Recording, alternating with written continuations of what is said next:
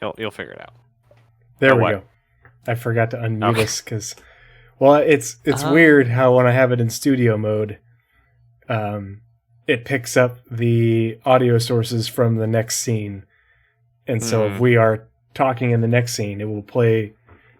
You can hear us, and it's like, well, no, we're not ready yet. That's why gotta wait. Yeah. Hey, everybody! So we are back with episode 46 of the Pathfinders podcast. I am Tree0311 here with my partner in crime, who just zoomed in his camera. I am Nazeris at the Noah Forge. I did. Yes. Is it too far? I'm waiting for the screen to update. Yes, it is a bit too far. All right. Back it off just a bit. I don't have a live thing. I'm just trying to eyeball it, and there's a 30-second delay. It's fine. It's fine. There we go.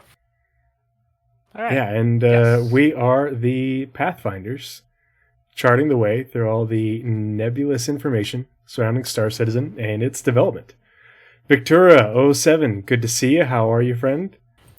I'm just adjusting Nazeris' sound a little bit. Yeah, this month, big as always, but I've been talking about the content of these monthly reports all week and weekend. I was on Paul's thing. We mentioned a lot of stuff there. We mentioned a lot of stuff yesterday with our Roadmap Roundup episode. There's some really big news in these reports. Everyone's been talking about what's been in these reports this week. It is a buzz. Yeah, there's a I mean, we always enjoy reading through the reports just because they tend to be pretty. Every month has something, has 3 or 4 really big, really juicy tidbits, and this month definitely does not disappoint. Even if you I've only read the Squadron report once. The other one I'm on read through 2 for the PU, and even the PU one, it's like, oh, there's a lot of good stuff going on, and the good stuff going on plus the the beginning of the reveal for 320 for the Q3 patch, and that's 5 whole months out. It's like there's going to be a lot of stuff in the 320 patch. It's going to be a really interesting development cycle, and we're we're so here for it after the 318.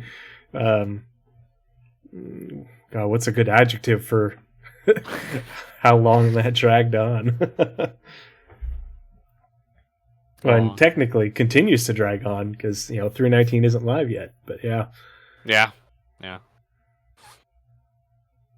Well, at least we're not alone. Shiny Hobo says, I work with the r/SC news team to summarize these reports. I don't know who they were at the engine section for. Yeah. North End Trooper 07, Shiny Hobo, good to see you. Actually, since Shiny's here, we might as well talk about that really quick.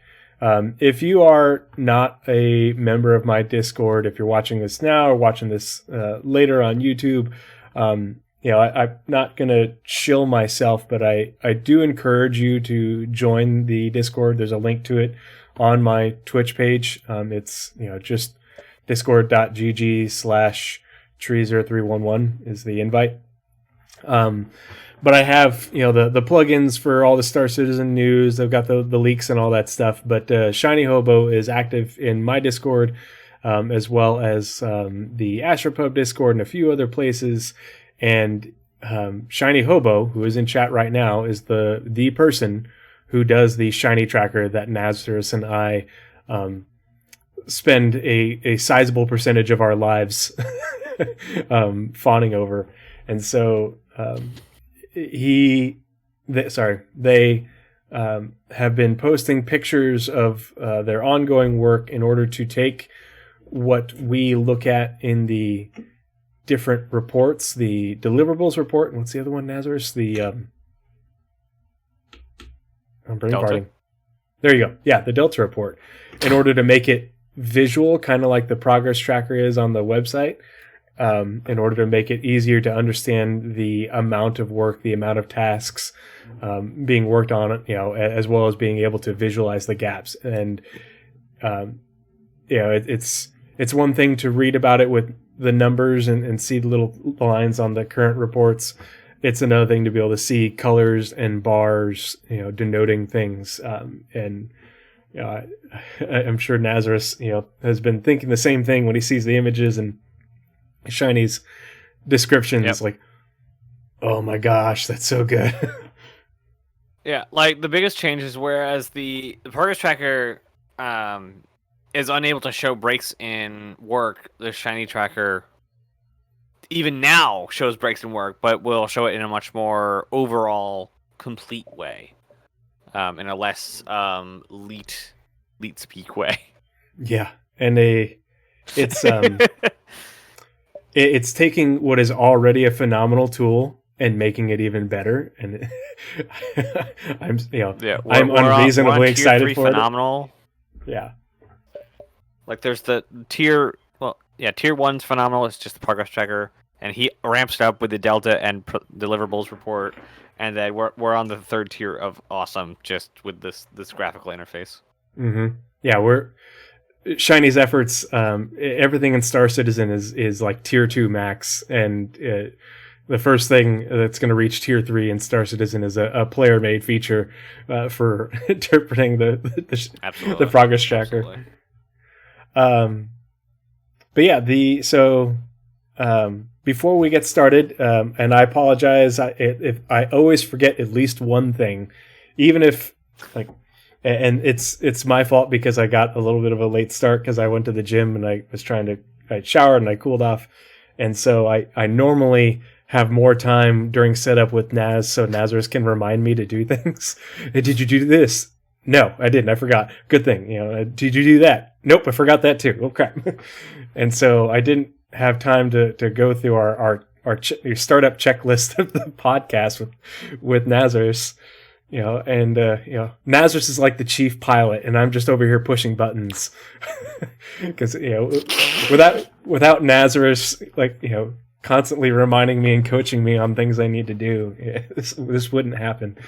But yeah, so I forgot to put the description in time, but if you're just now joining us, it should say the right thing. But we're doing the April monthly reports this evening, and as usual, Nazeris takes the two and combines them because there's a lot of information on the PU report that is repeated. Not a lot, a good amount that is repeated from the Squadron 42 report. And so what he does is goes through, collates the report into one document, and then we read through and break it down section by section instead of doing two different read-throughs and repeating ourselves.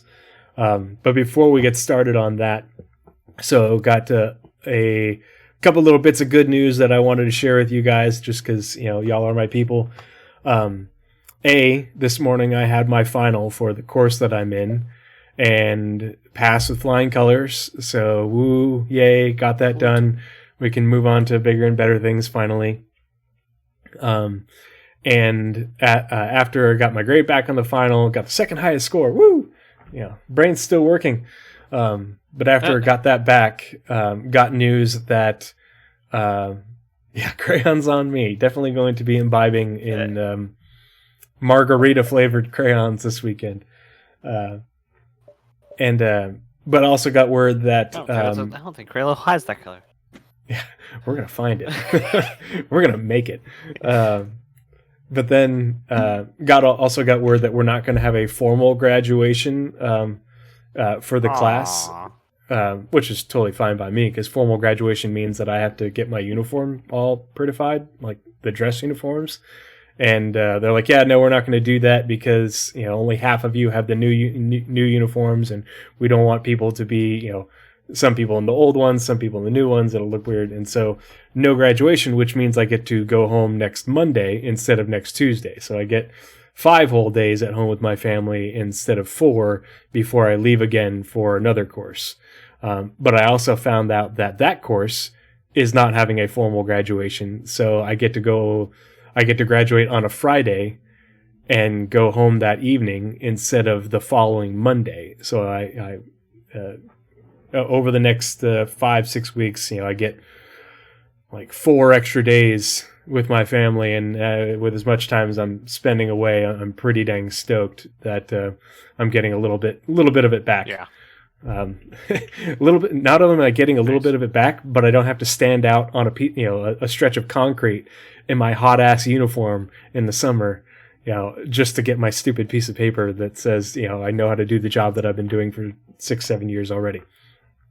So yeah, pretty, beyond stoked about that. The other good thing, and I think I talked about it the other night, is because the won't go into details, but basically the normal schedule for this course would have the next 4 days of us going to different offices on Fort Sam Houston and doing all the sign out stuff before we get transferred to the next place. But because most of us are National Guard and reserves, we don't have to do all that. And so basically we have a little bit of paperwork each morning that we have to do. And our class, our lead instructor said, yeah, the goal is to have everybody, have you guys have to show up at 8, do your end of the paperwork, hand it all into us, and then we'll take care of the rest. So the rest of the day, we'll have you guys out here by 10 every day. And so I was back here in my hotel room by 10 o'clock this morning. So I got all the B-roll done on my boarding actions video this afternoon before I went to the gym. Hey. So I finally finished that part. And so tomorrow when I get back from the gym, or I'm going to go for a run after I get released in the morning. But when I get back from that, I'm going to record the audio. And that usually goes pretty quick. So I'm hoping that I should be able to get that done tomorrow, maybe a little bit into Wednesday, and then be editing by Wednesday. Because the goal is to have that finished before the end of this weekend. And if you are in my Discord, I will be uploading it to Vimeo and then sharing the link in my Discord for everybody to have a sneak peek before it goes live on YouTube. But the stipulation for that is you still have to go watch it on YouTube. I want my likes, I want my comments, and I want my my views, my viewer time. You guys don't be stingy with me, because this video is going to push us over. Okay. Oh. What's up? So what I'll do is I'll get another computer. I'll set it in the corner. I'll pull up your video and just have it on loop.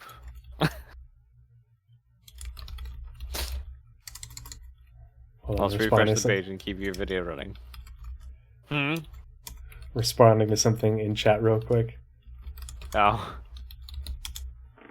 But yeah, so as a perk for and a thank you to everybody who is hanging out with us live in chat right now, as well as those of you who are watching later on YouTube, and you're members of my Discord. I just want to say thank you to you guys for being a part of the community, supporting the work that Nazeris and I put into this little project that goes to charity.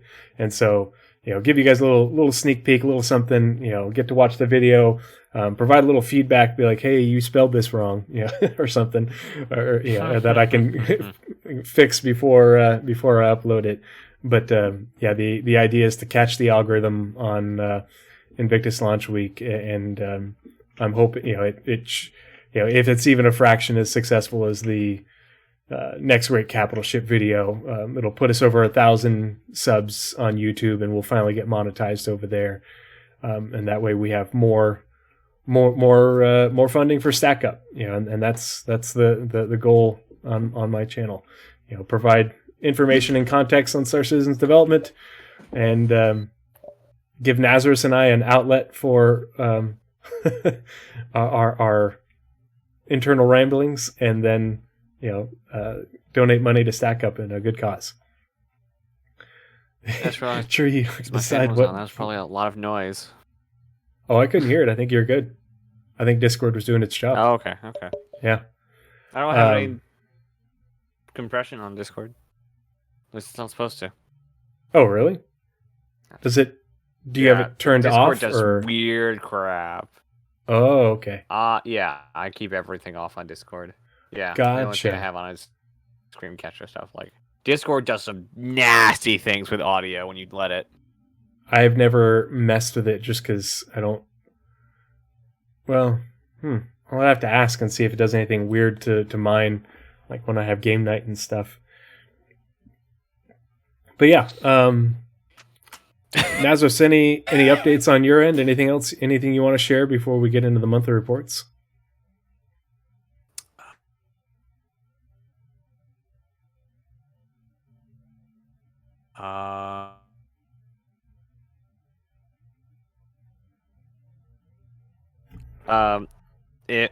My Discord, since you plugged your Discord, I'm gonna go ahead and mine Discord too.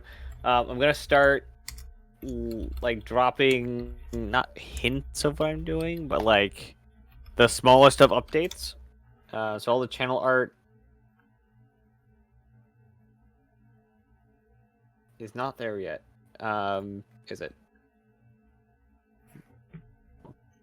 Putting all the channel art in there that I did. And stuff for like when I'm recording, which bits. So I'm gonna start updating my Discord with a lot more stuff of what I'm doing, because I'm doing like there's the ultimate timeline that I haven't done in like 6 months. There's the roadmap spreadsheet that I worked on a little bit over the weekend. There's another spreadsheet I was doing. There's the bulk, the Minecraft content, Space Juniors content, Star Citizen content, vlog-ish-esque content that I want to do. That's want to do. I'm not doing it because I have to, because whatever. This is what I want to do, so I've split all of the 4 up into different channels so that YouTube be happy. So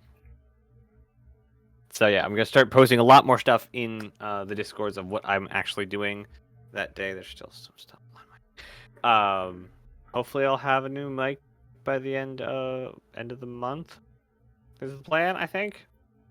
New mic by the end of the month, I think so.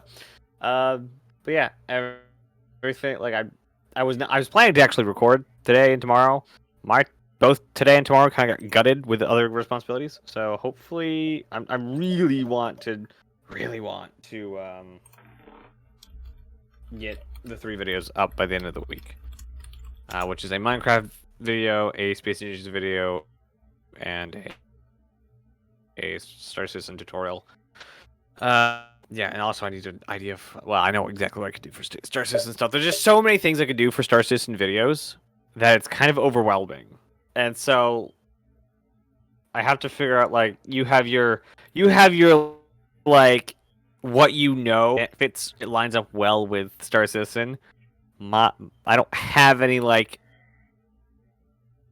niche that I have built into my skills. So I need to find a niche or make a niche. But yeah, that's what I got. Hopefully stuff by the end of the week, end of the month. I think this is everything. Playing a lot of Star Citizen recently. Star Citizen's remarkably playable. Yeah. Real quick, before we get started on the monthly reports, I think I'm going to switch the internet over to my hotspot on my phone, because the Wi-Fi on the hotel is just absolutely, like, literally shit in the bed. So give me just a second. I think it might restart the stream. Not if you do it fast enough. Yeah. It died. I just started. I pressed the button and restarted it. So I think hopefully that did it. Oh, I think so. Yep, it's back. It's back. Hey, we did it. Oh no. That one. Oops. Got that. And then that, and then that, and then...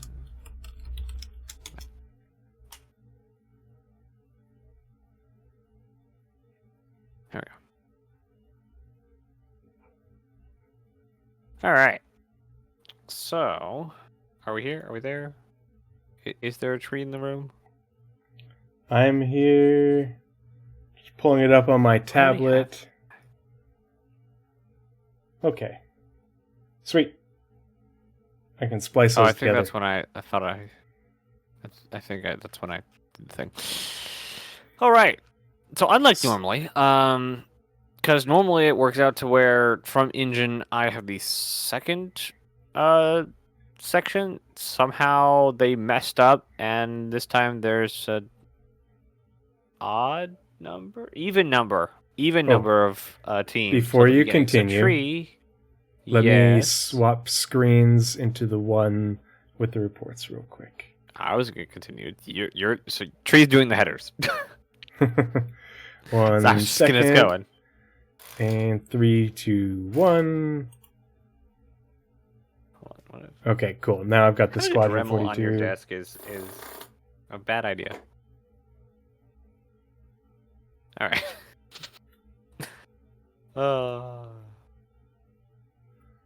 Okay, cool. I've got the monthly reports up now. Hey, chat. It says we've got people live viewing in chat. You guys just give me a quick affirm, 07, just to let me know that everything transferred over correctly. It looks all good on my end, and the little bandwidth bar down on the bottom right is saying green and not dropping frames, or at least dropping a lot fewer of them.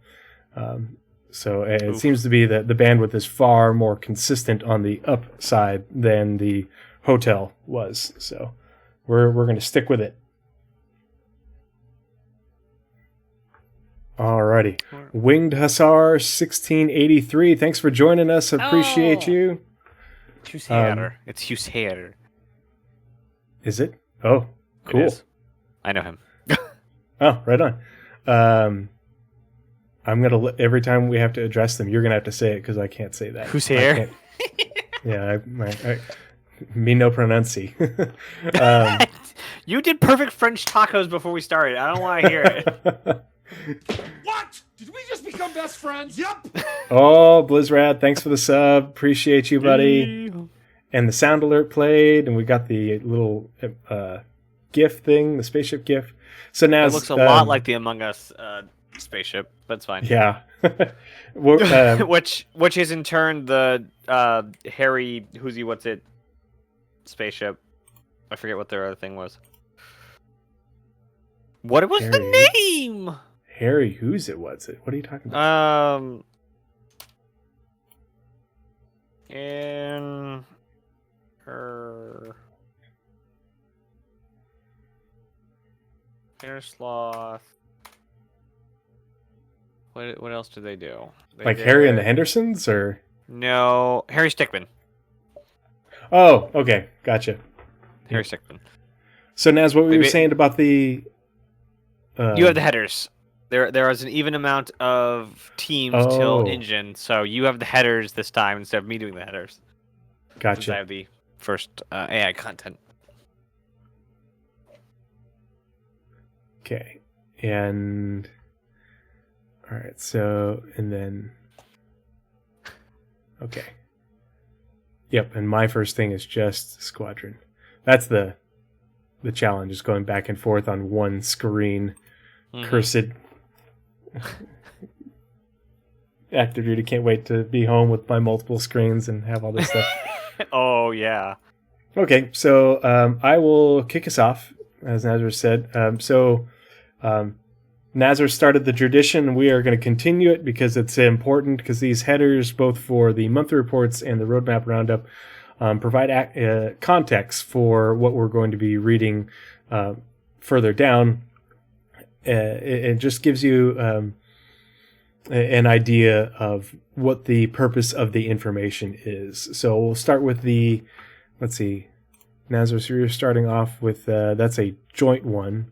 Okay, so I'll read the PU header and then the Squadron 42 header.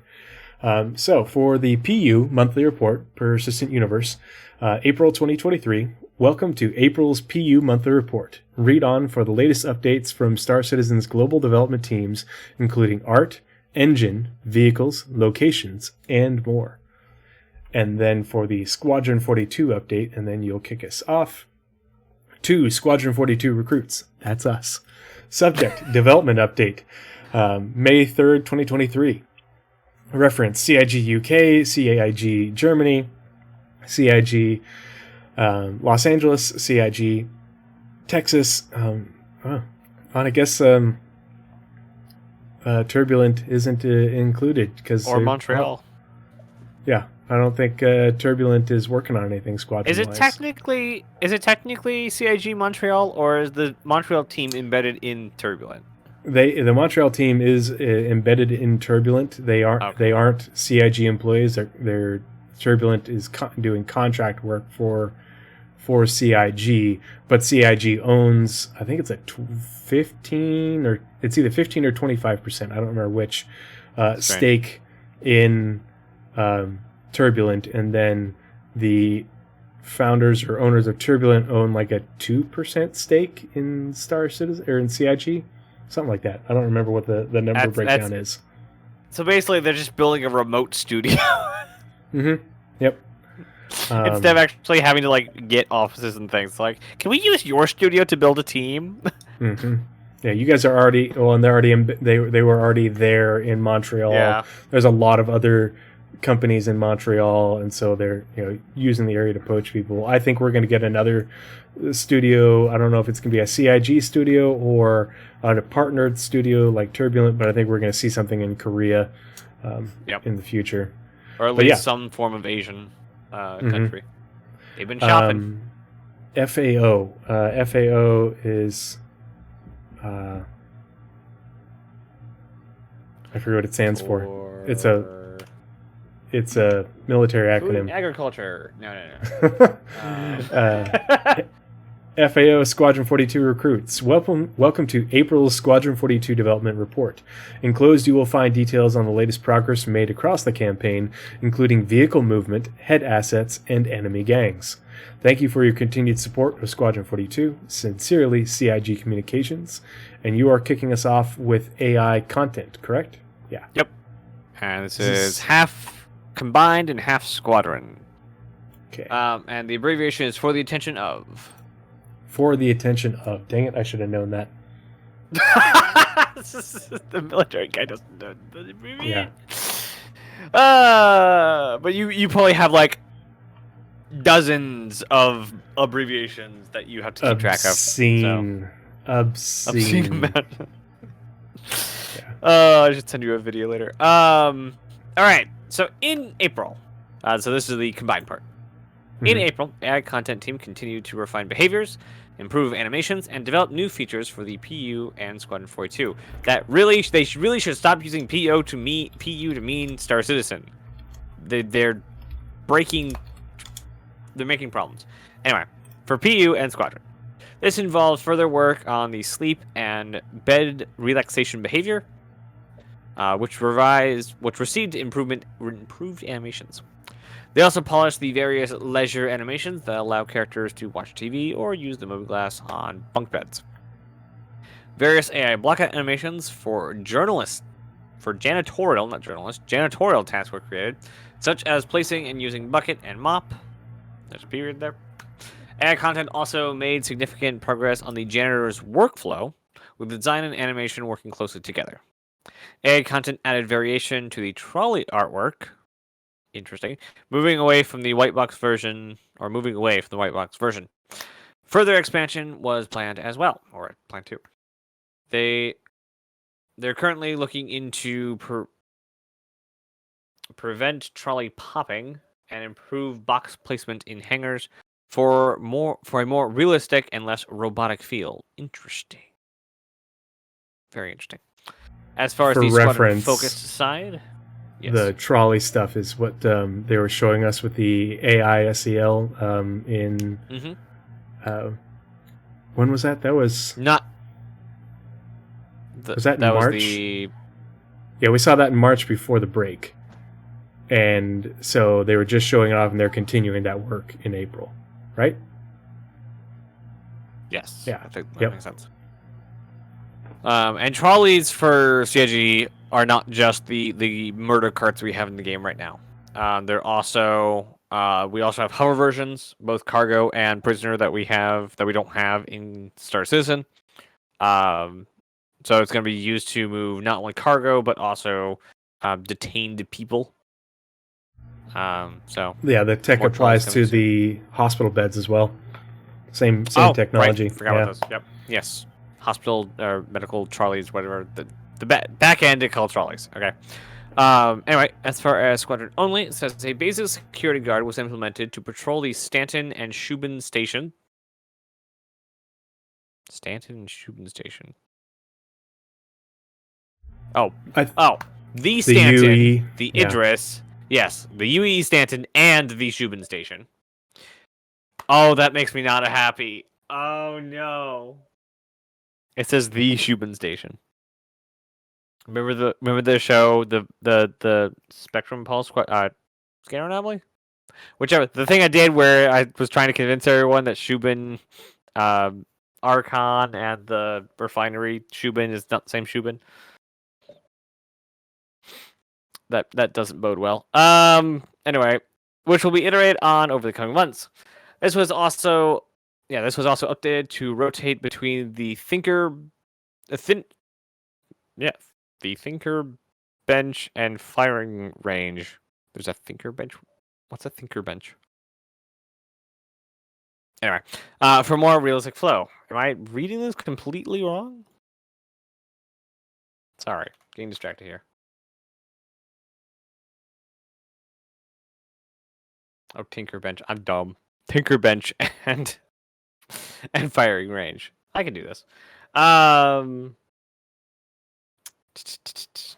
For the deck crew, AI content upgraded the diagnostic cart, allowing the AI to push it like a trolley around the Gladius and interact with the console at various points. They also added a new scotch animation and created blockout animations for the personnel carrier, including enter and exit animations for the driver, co-pilot, and back seat. I'm hoping that the scotch is... Oh, it's crouch or squat. Okay. New scooch animations and subtle creative. Wonder if it's when I think of scooching, I think of like you're sitting on your butt and you're like scooching forward, you know? Mm-hmm. Mm-hmm. Scooch to get that wedgie out. Yeah. Yeah. Animations, I guess. and creative blockout animations for the personnel carrier. I wonder if they're talking about the MPU dash P. No, the oh gosh, I always get all the ballista chassis ones, the Atlas chassis vehicles. What's the APC one? Centurion, right? There's the ballista is the missile and torpedoes. The Centurion is the Spartan. Spartan, there we go. Yeah. Spartan is the APC, and then the Centurion is the guns. Thank you. Yep. All good vehicles. We need more. They really should just consolidate. Like they should okay, that's a good range, and then those were the old ones. Here's the Atlas, and you can swap out the back turret. That's what they should do. Mm-hmm. Anyway, development of the Fight Club and character locomotion continued. Fight Clubs, with various animation improvements being introduced. For example, the team polished the bouncer animations for the club entrance and improved AI animations for characters in severe pain. Additionally, they set up a new locomotion set for the junkie and tired characters, which adds variety and visual interest. Gray. I don't know why those are in that last sentence. I don't know why those are in Squadron only, because those are definitely going to be used in Star Citizen. Half the game is moving drugs. It's a very early part of the game. Have you crossed the joint to only Squadron part? Yeah. I'm down at the bottom. I just finished. Okay, yeah. Huh. Well then. What? Interesting. No, you're, what you were talking about, why is that only Squadron? We have lots of drugs in Star Citizen. And I said it twice. Whoops. No, but the thing is about Fight Club, you only don't talk about Fight Club if you're in Fight Club. You can say Fight Club and talk about Fight Club if you're not in Fight Club, because then you're just outside of it. Let's see. And now Alright, so Tree's doing only Squadron AI feature. Alrighty, make sure that looks correctly on screen. Good. Okay, cool. So, AI features for Squadron 42. Last month, AI features progressed with characters using sniper rifles. Okay, so hold on. Are we So- tangenting already? Small tangent. You saw the update that was in like the PTU notes. How they talked about they found a bug that has been affecting NPC performance for like the last 2 years, and they haven't implemented it into 3.19 yet. They were going to do it over the weekend, but it's not quite, the fix isn't quite ready. Okay, Yep. so Yep, saw that. we're gonna see, if it works out, we should see a pretty substantial improvement in NPC performance pretty quickly. And all that, when I read the sentence, that's the only thing I can think of is the NPCs are going to perform a lot better at, be Everything, less just affected. everything. Yeah, be less, less bugs, less affected by server FPS, all that. And then now I'm reading about how they're progressing on NPCs. They say characters, but that means NPCs as well. But using sniper rifles, and like, oh, okay. So we're gonna get 360 no scoped by the NPCs due to this bug fixing. Hooray! Well, if they're good at their job, which most of them are, I can't say all of them, but most of them are really good at their job. There's one rule you never cross, and I've said this many times. There's one rule you never cross in game design. Don't kill the player unless they know why. Yeah. Well, and So they can't like have a sniper sitting in like Ghost Hollow. The second you step on your ship, done. You're done. That's it. That's bad. There should be a call out saying he's over there, then shoot. Yeah. Because then you knew why.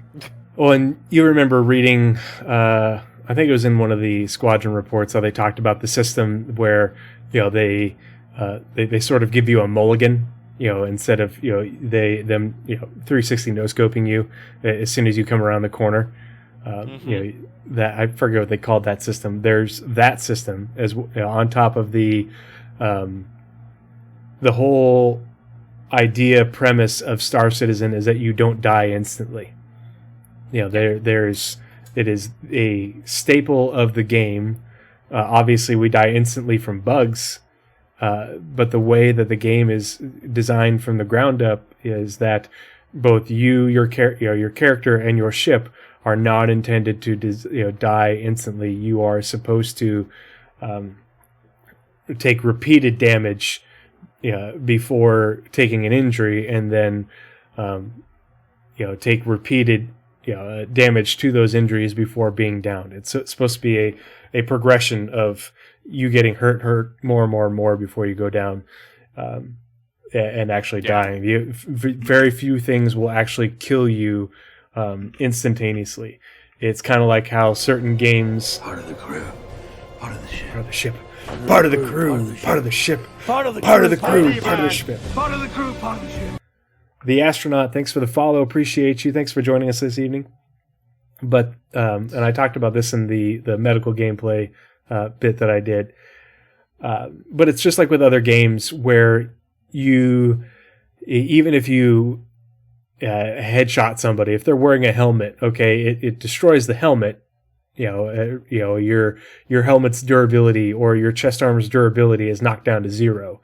But you have to get that follow-on shot with the sniper rifle to then injure them through that that armor, because it's just saying that you have to break the armor, and then it still has to, the armor's broken, but it still has some mitigation. You're not, the potential for insta death is supposed to be very minimal.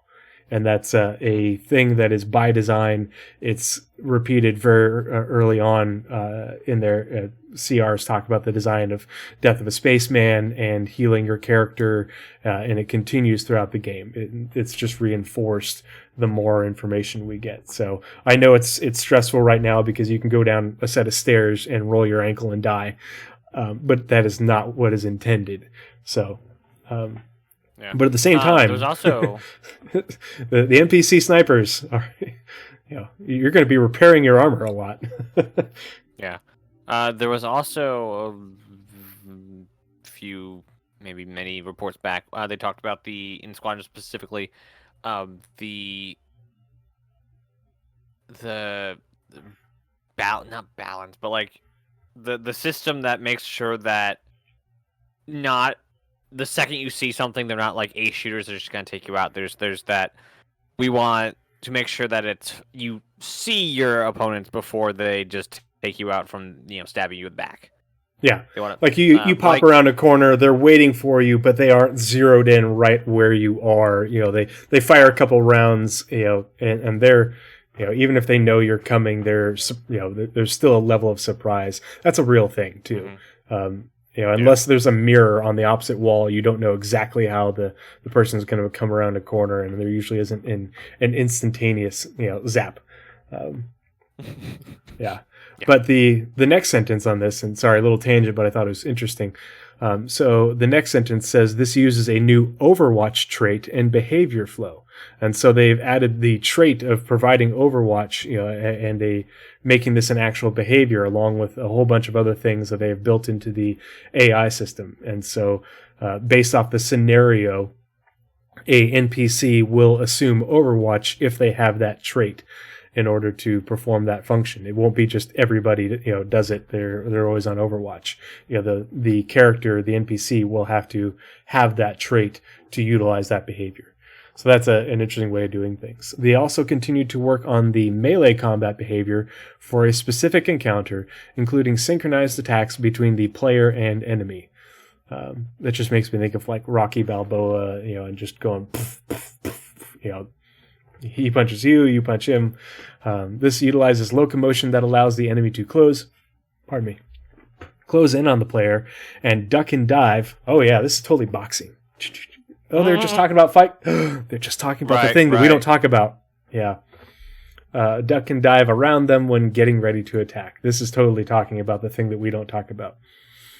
AI features, I have to tweet that after we're done here. AI features also continue to support weapon usage from transporter entities. AI features also continue to support weapon usage from transporter entities, which refers to anything an NPC can ride. Okay, so this is allowing NPCs to use weapons and seats. Yeah, use weapons and seats, just like we'll be able to use weapons and seats. So that's cool. We're can't wait to get have a drive by at Ghost Hollow by a bunch of NPCs on their Dragonfly, a Dragonfly gang. Yeah, that would be such a good mission if they could replicate Leia and Luke's run through the forest on Endor. Oh man, clones. Jared's team is going to do that. Once this feature is in, Jared's team is totally going to do that on Microtech. I will bet money on that, especially because he's been playing the new Jedi Fallen Order game religiously. Yeah, that's it. Do you want a biker gang, or do you want the Boba Fett biker gang? Yeah, that is going to be. And then, the scene from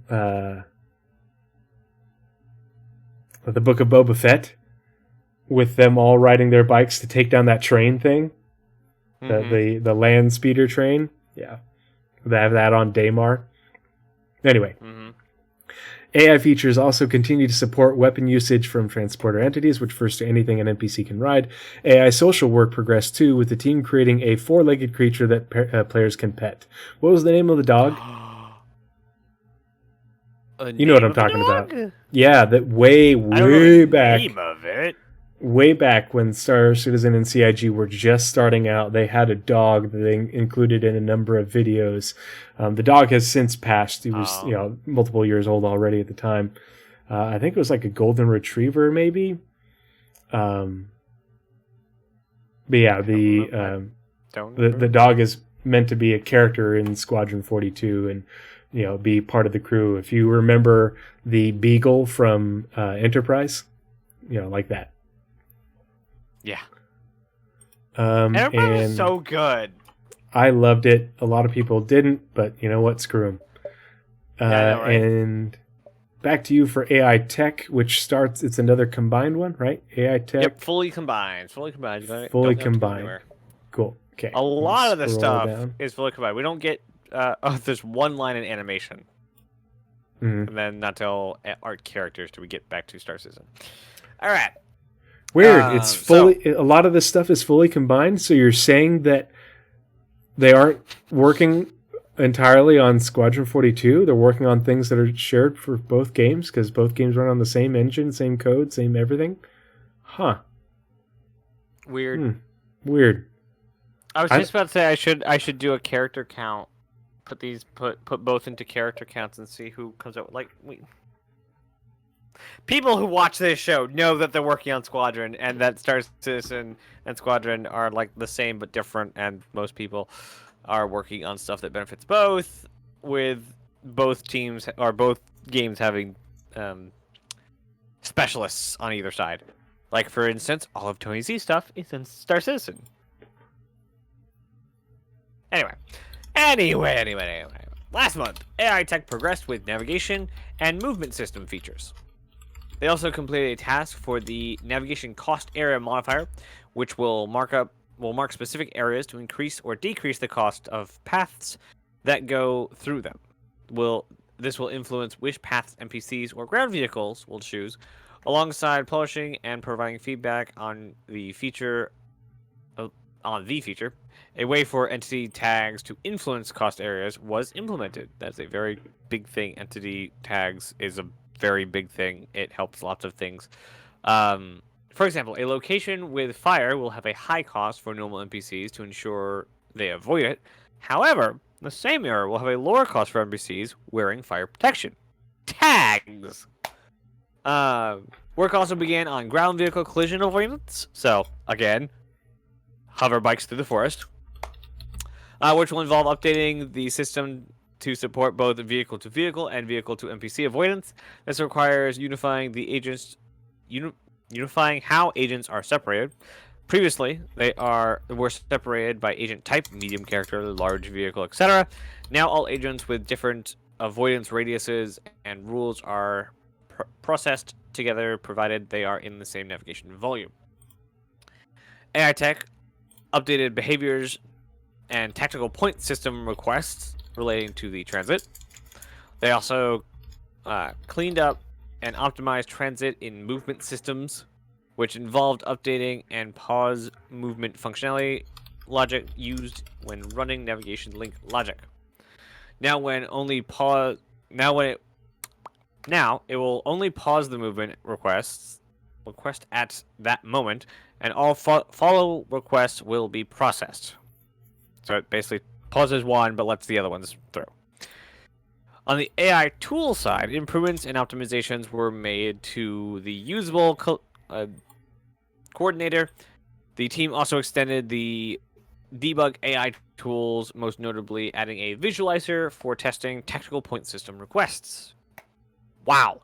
And the fact that that's all shared is amazing. Mm-hmm.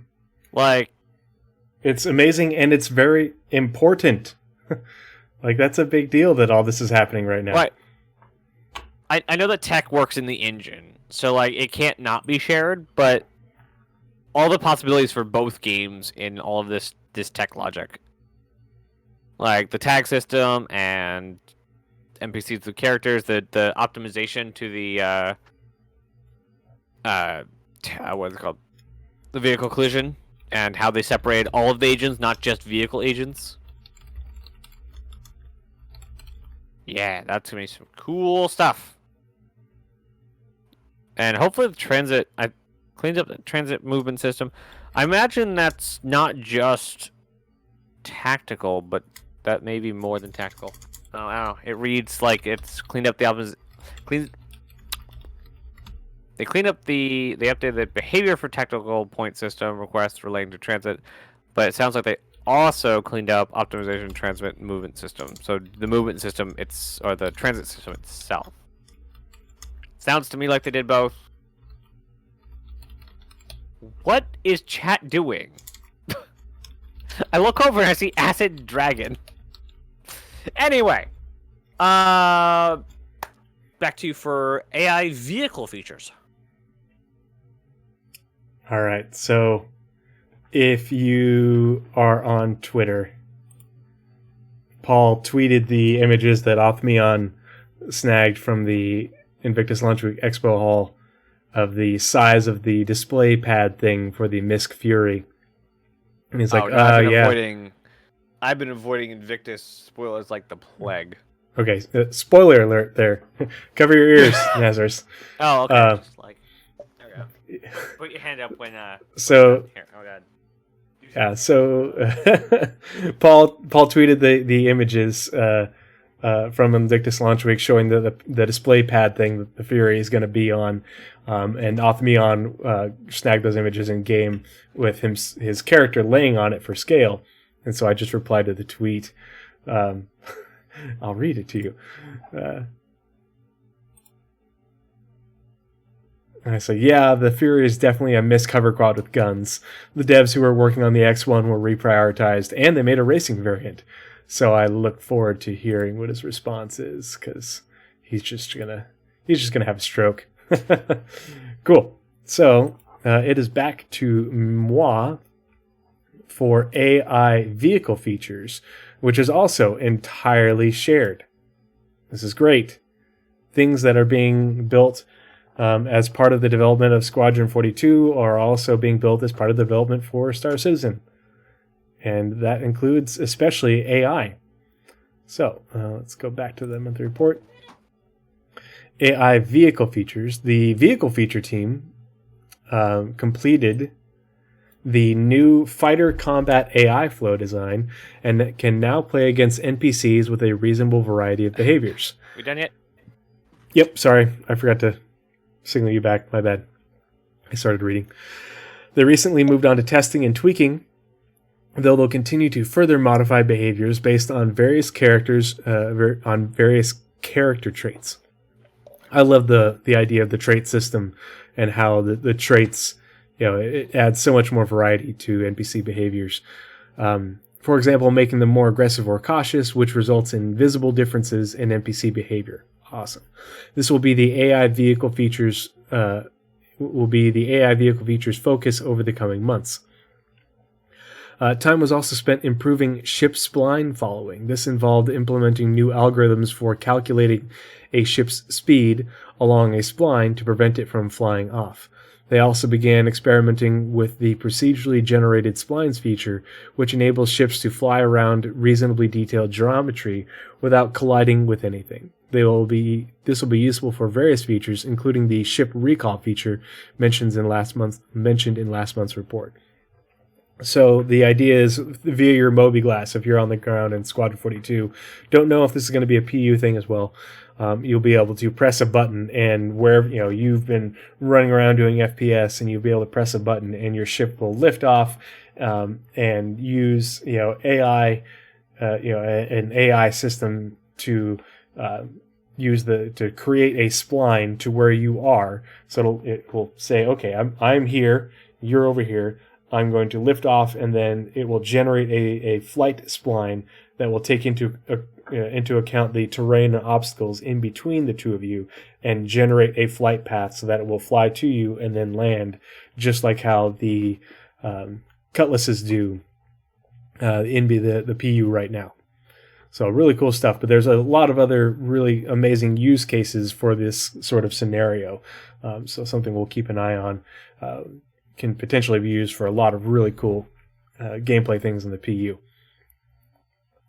But yeah, that is it for AI vehicle features. Nazeris, back to you for animation, and animation is Squadron 42. On these, there's a single sentence on Star Citizen.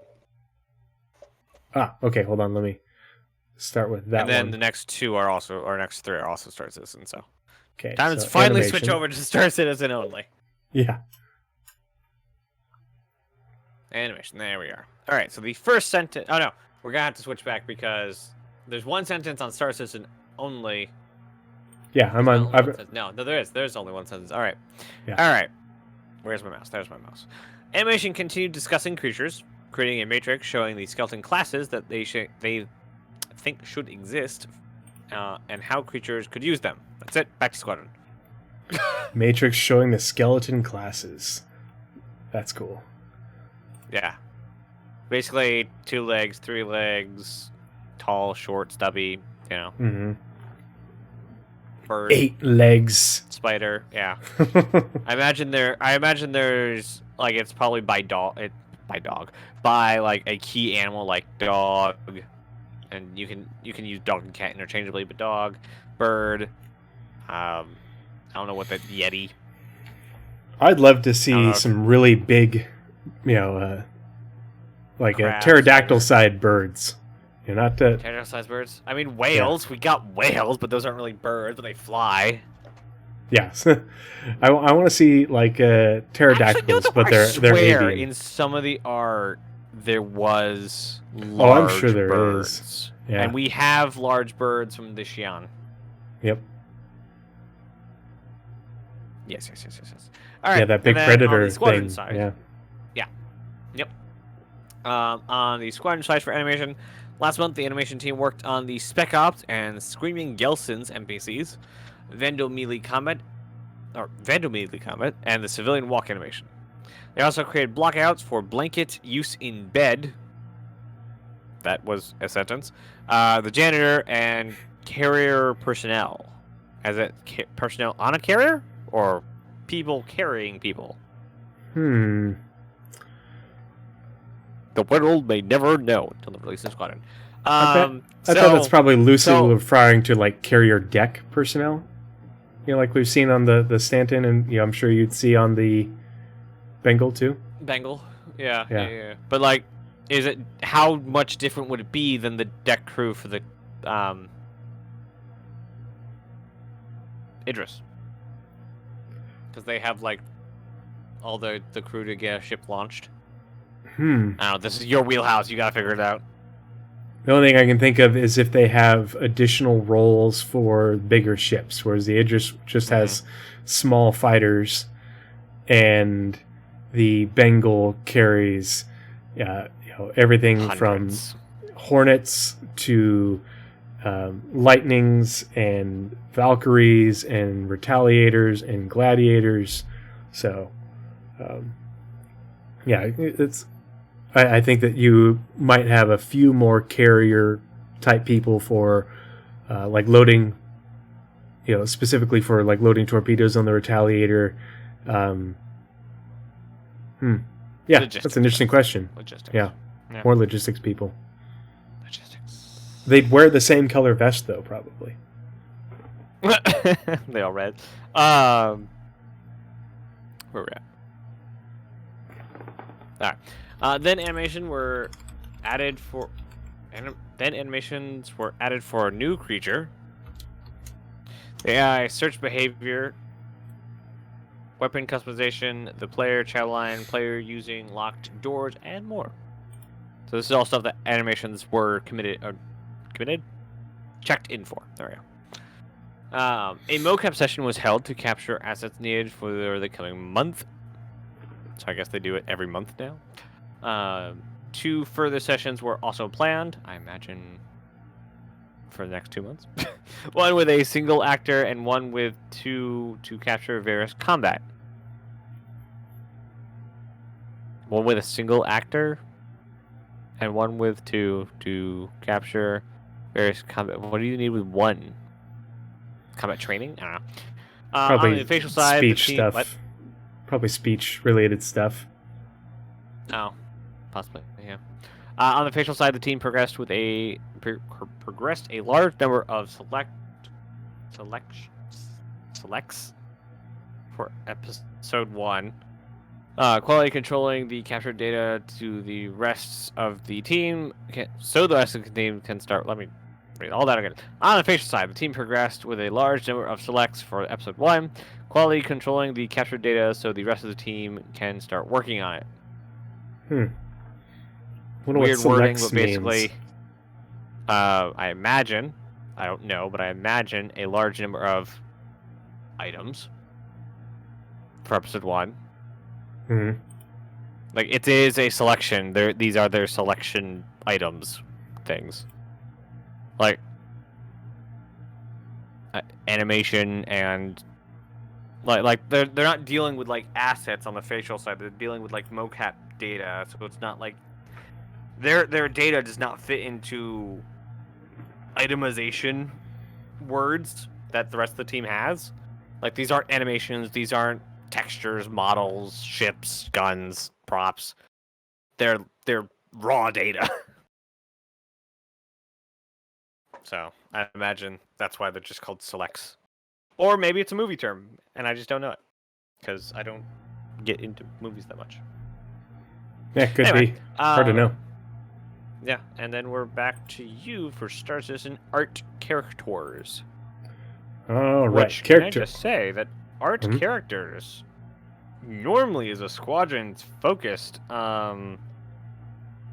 team. The fact that they're doing... Oh, the only thing they have is Star Citizen is interesting. Yeah. I'm looking forward to seeing the things that they're working on. I'm sure, I think with as much, as often as they've been mentioned in the monthly reports recently, I think we're going to see these in a sprint report or something. Last month, the character art team completed the Frontier Toxic and Desert Environmental Wear outfits. Frontier Toxic. Interesting. I'm very curious to see what the Toxic Environment outfits look like and how those play into locations. Because I have to remember, these aren't specifically for Pyro. They're going to be everywhere. Everywhere there's frontier elements. And so... Yeah, I don't think Pyro has toxic environments, does it? I'd have to... That's the thing, is the... I'm really Hurston does. waiting for the lore on Pyro to be wrapped up and updated, because there's so many big gaps when it comes to the planets and moons. You just have a very vague theme from CitizenCon, and so we don't know what sort of locations and very little information about the biomes. But I think that this is definitely, like you said, something that could apply to Hurston 100%, as well as definitely Hurston.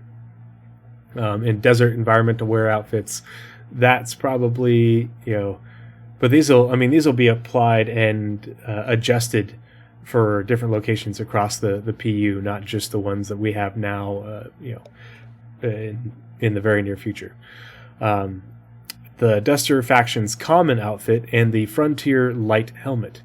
Alongside this, character concept art prepared handoff sheets for the Headhunters gang and Duster outfits and began exploring an upcoming subscriber item. And that's it for character art. Back to you for ship art, and that is all PU. Star Citizen. All right. Last month, the What? Are you there? Yep. Just getting it in position. All right. Last month, the EU vehicle content team completed the final pass on an all-new vehicle, aka unannounced. I imagine that could be the Mirai? Miri? Gotta remember it's a Japanese name. And the LOD 0 art pass began on one of its variants. What? I read that before. I read that several times before today. I didn't... Its variants. I thought it said of a variant of something else, but no, it's of its variant. So an all-new ship is done, and a tier 0 of the variant of that ship. Another new ship passed white box stage. This is nearing completion and will move to the next production stage once the upcoming review is completed. So another unannounced ship is white box complete. So that's... They say ship or vehicle? That's... Oh yeah, they say ship. New ship. Yeah. A new ship. Okay. Ooh, okay. So that's a ship is done. A variant is LOD 0 complete. Part of the crew party badge. Part of the crew party. Thank you for the follow, 11th. I always just get all sorts of excited when I hear that thing play. That's great. It's awesome. I don't ever hear it because I have your stream muted and I don't have your your things. On You my just side, see so me. You're just like, yeah, I just hear you doing. What are you? Oh, the follow. Right? So I'm just like, I'm always just taken off guard. Like, what are you? Oh, there's okay. So we have a new vehicle that's done, and a variant of that vehicle that's almost done, and a vehicle coming out of white box so far. Next sentence: the team wrapped up the RSI Lynx rover, while another upcoming ground vehicle progressed through gray box. So that's one more done, another one in gray box stage. We're up to 5 vehicles so far, and we're only 3 sentences in. The LOD 0 pass, the LOD pass on the SRV was completed. Relating to this, a support pass for tractor beam began, which includes retrofitting new vehicle tractor beams onto existing supported ships. It also involves ensuring that all valid components can be removed using FPS tractor beams. So I'm only going to add the one there, even though it mentioned every ship that needs a tractor beam. Also, guys, we're pretty sure that tractor beams are 320. Vehicle tractor beams are 320.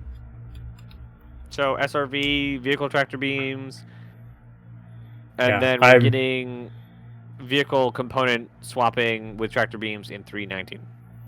Yeah, I'm willing to bet money on vehicle tractor beams. It's one thing that I'm very optimistic about. So like, we talked about this yesterday, not 2 days ago. I didn't have a Sunday apparently. 2 days ago, that like, there's a possibility where we get all of our cargo updates plus the Bounty Hunter V2, and then we get like the tractor beams coming in as well. There is so much that could possibly hit in 320. Yeah. It's going to be so much bigger than 4.0. I think 320 is going to be the Cargo 2.0 patch, and that's going to be the focus of 320. But then I think, because we had 318 was kind of the cargo patch, but not so much because there was a lack of gameplay for it. But it was very much a pirate patch. Well, if I think that the 318, with all its warts, is. And even the 3, I think 318 with all its warts is really a sort of a piracy focused patch. It made piracy a lot more valid of an actual loop. I think 319 is now really the, even though we got part of salvage in 318, I think what we have in 319 makes it more of a salvage related patch. 320 is much more going to be a cargo related patch with Hull C and vehicle tractor beams for moving larger cargo. And then I think 4.0, we're going to get a new system. But I think the bigger part of 4.0 is going to be Bounty Hunter V2 in order to counteract all of the piracy that's going to be going on due to everything for cargo. Because we're getting salvage, and salvage is great gameplay, and it's a lot of fun, and a lot of people are enjoying it. But salvage makes piracy that much more valuable, and making cargo that much more viable and valuable also makes piracy that much more viable and valuable. And so we're getting all these things. Pirates are just over here drooling, and. People like Nazeris, who want to do cargo, and I'm really excited about salvage. We're getting gameplay, which is great, but there's no counter to the piracy, and I think 4.0 is going to introduce the counter to that piracy and help. So you think they'll wait for even the odds? So you think they're going to wait on Bounty Hunter V2 till 4.0 instead of 320?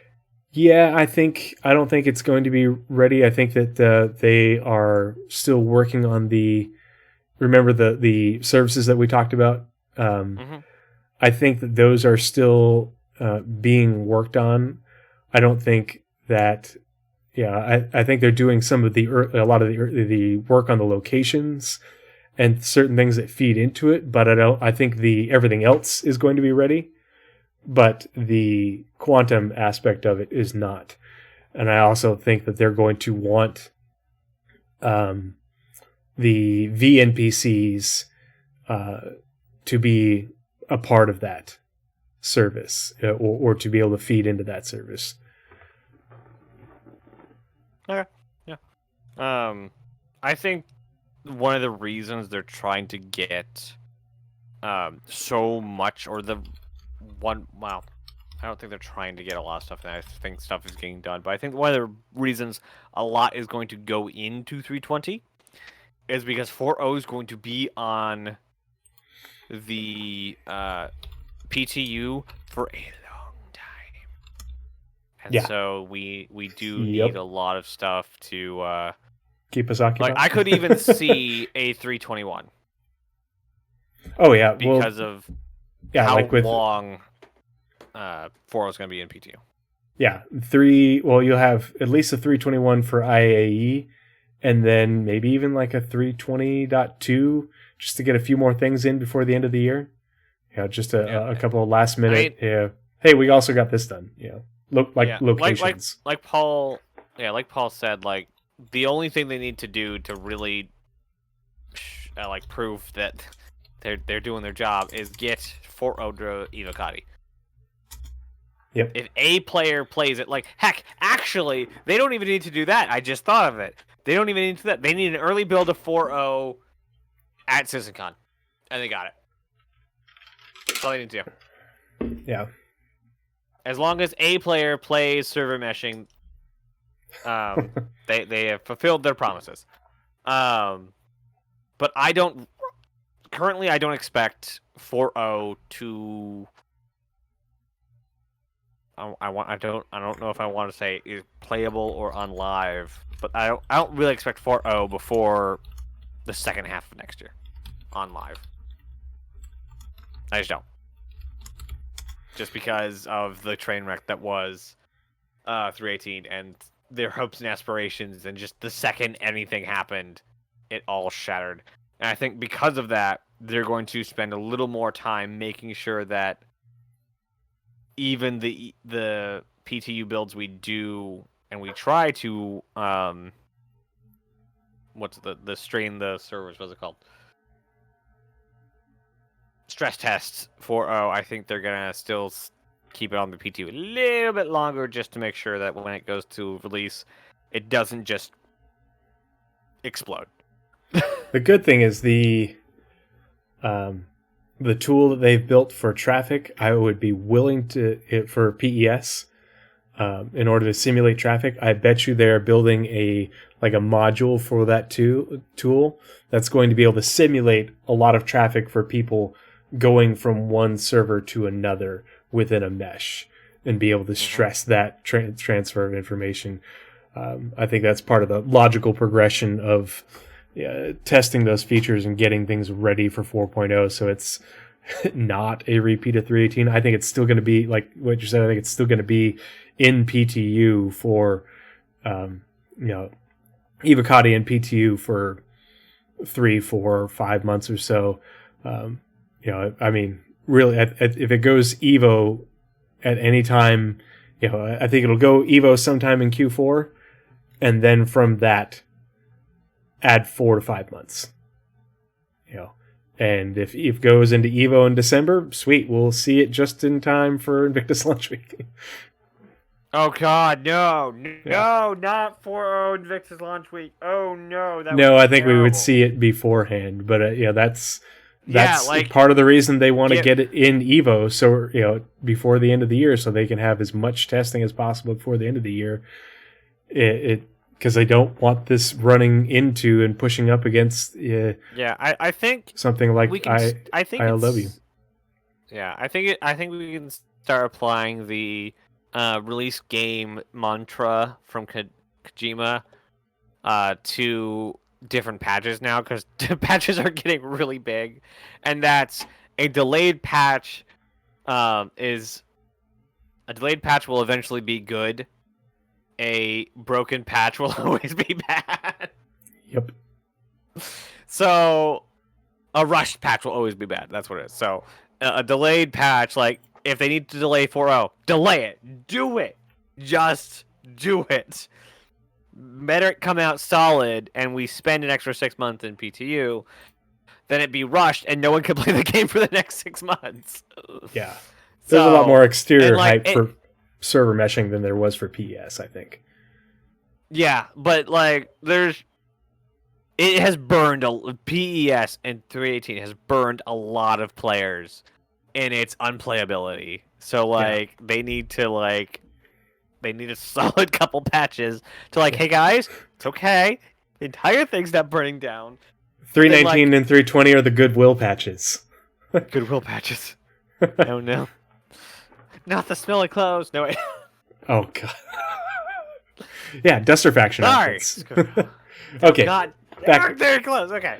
Bringing it back. Bringing it back. Bring it back. Okay. So we're up to 6 ships, 7 ships. Yeah, 6 ships and vehicles. 6 ships and vehicles. So a quote: "This has been achieved by adjusting the art and collision on some of the component bays, as well as ensuring there's a clear path to remove components from the vehicles." We talked about this back on. I don't know if it was us Saturday or on. I think it was us. We were talking about. Yeah. How to get large components out of ships. Apparently, they're thinking about it. So that was from the UK ship team. A component bay pass continued on the Misk Freelancer, which progressed through the LOD 0 and final art phase. The Crusader A1 Spirit continued through LOD 0 phase, passing the Grey Box review gate. Additionally, the C1 cargo variant entered the Grey Box stage.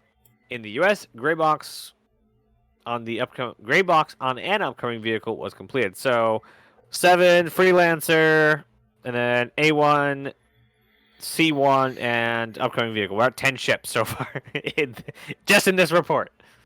Another quote that doesn't have a person attached to it or a team. What did I break? Is it quoted there? No, it says it's the same thing on the monthly report. It must just be either US or UK ship team. Yeah. Anyway, we have redesigned the dashboard and cockpit to allow for better visibility while driving in first-person view. We also did a short pass on optimization, as we found that we may have gone a bit overboard on the details and need to pull back a bit, especially in areas rarely seen by players. I imagine that's for the Grey Box vehicle that they. I think they're talking about the Grey Box vehicle that they. Because that was the last thing mentioned, yeah.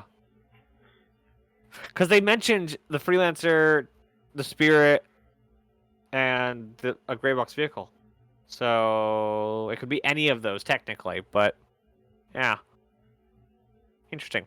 Another ship, Grey Box on the Apoa Santokiai, progressed with several areas being redesigned and fleshed out, including the rail system with the glass canopy. The team also created several iterations of the seat and settled on a design that highlights Apoa's use of Xi'an anti-gravity technology. Hover seats coming soon. In addition, they progressed on the new dashboard for further push the use of alien tech. So that is 11 ships. 11 ships that are unreleased. A lot of stuff being worked on in various stages of white box, gray box, LOD 0, LOD complete.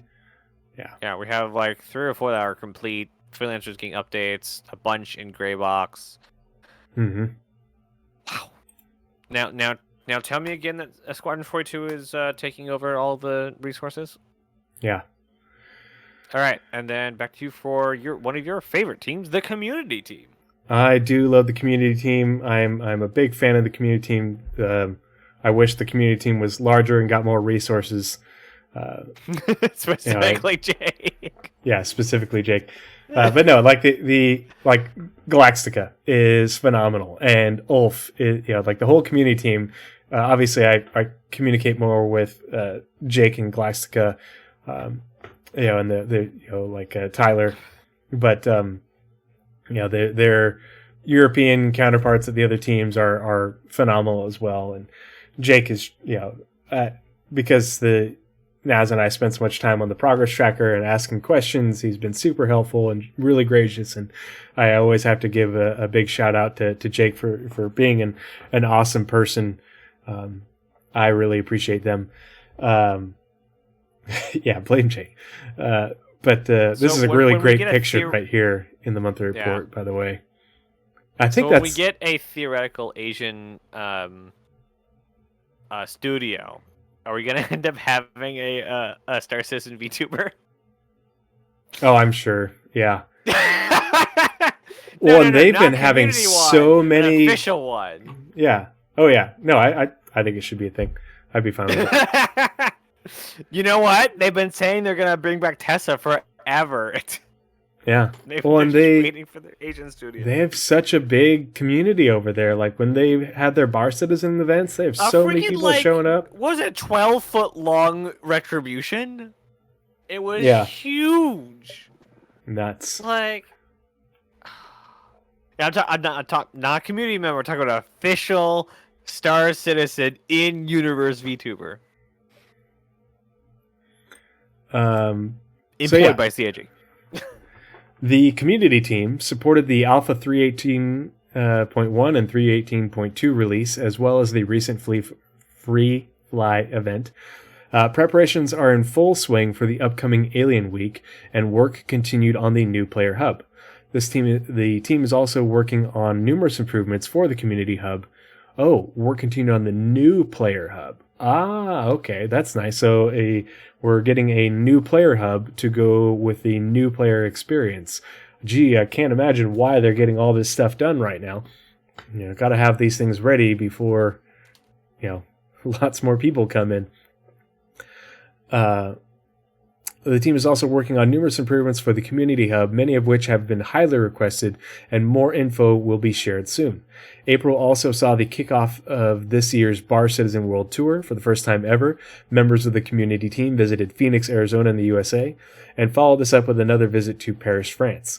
Further, as well as supporting a Bar Citizen event in Manchester, UK with over 100 players, and 40 CIG staff, several members of the team attended the community-organized convention Con 42 near Frankfurt, Germany. Let's see. If you have not seen the YouTube video of that event, really cool to see. Lots of there's a lot of cosplay, a lot of really fun interactions with community members. It was really cool to watch. I watched the whole thing, but I did watch the Q&A portion 3 times through. A lot of really great questions were asked. Some not so great, but you always get that. But there was a lot of really good information coming out of there. Some very prominent devs out of the Frankfurt studio were in attendance. And as always, really appreciate their time and effort. But it was they definitely put out some good information on that. So go check it out if you haven't already. If you need a link, I can post it in the Discord, but it should be pretty easy to find. It's also in the monthly report and in our show notes. Yeah, if you click the link, it will go to their website, and I'm sure the link to the video is on the website. The third iteration of this incredible event brought together nearly 600 community members, oh my gosh, as well as many from the CIG staff team who answered some burning community questions in 2 dev panels.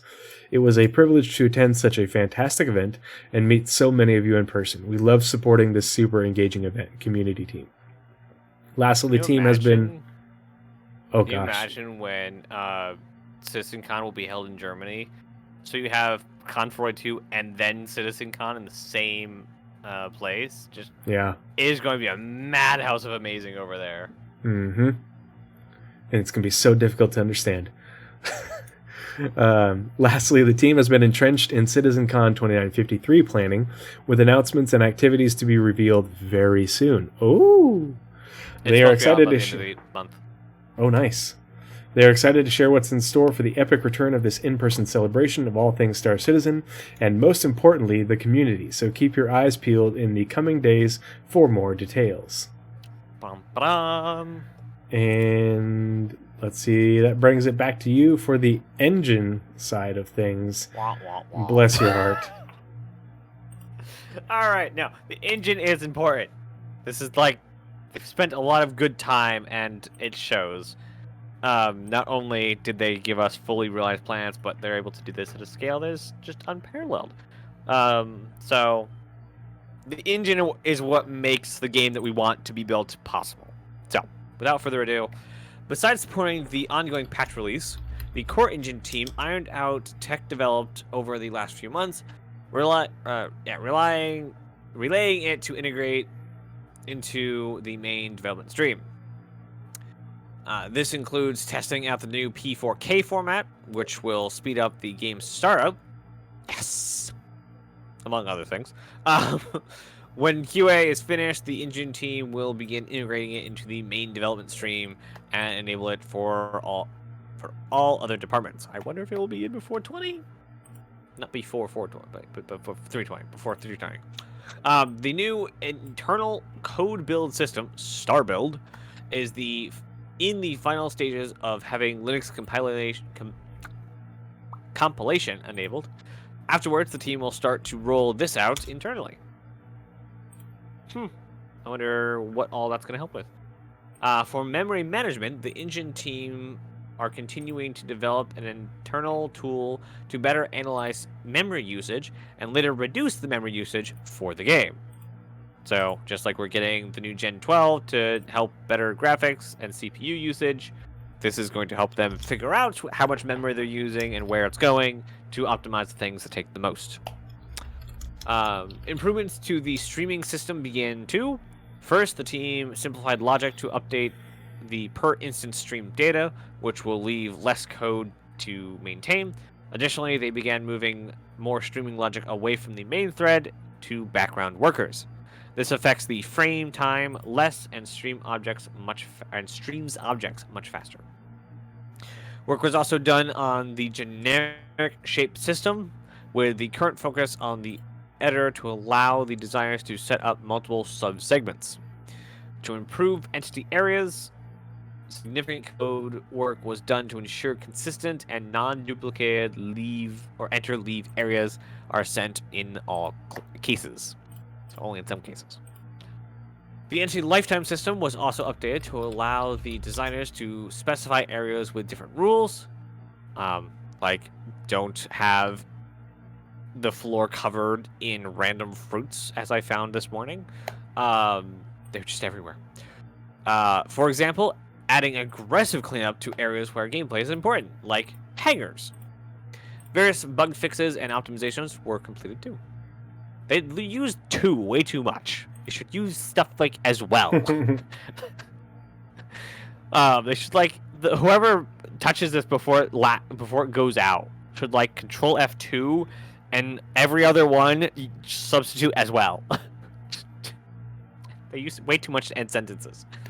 The physics team added winch support to the rope system, so now we can play Jurassic Park and get our trucks lost in the island and then killed by dinosaurs.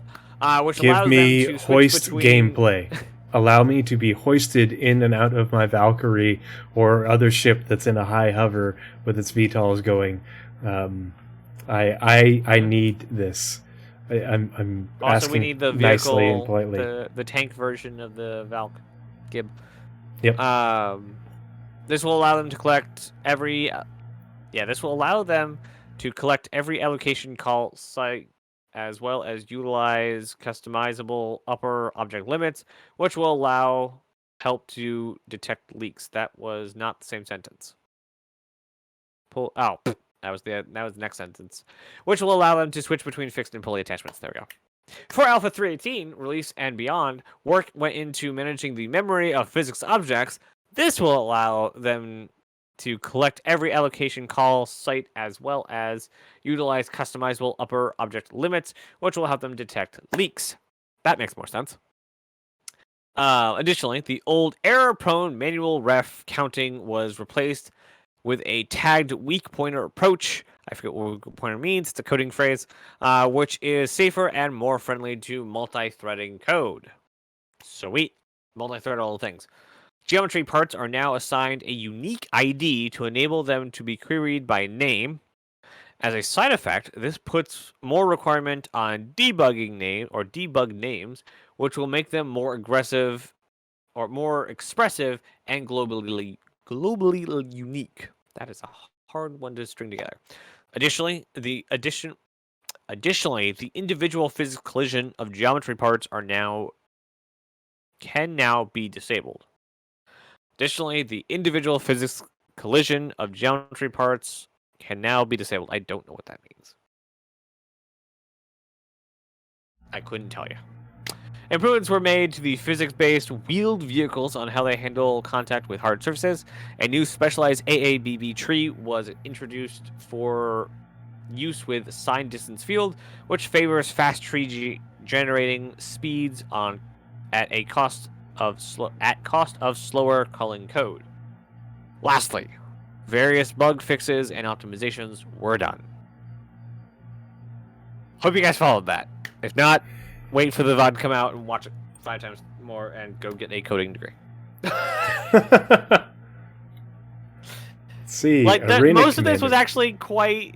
Yeah, most of this was quite straightforward, but like at the end there, where it starts like weak pointers, collision geometry, unique identifiers, AABB trees, whatever the heck.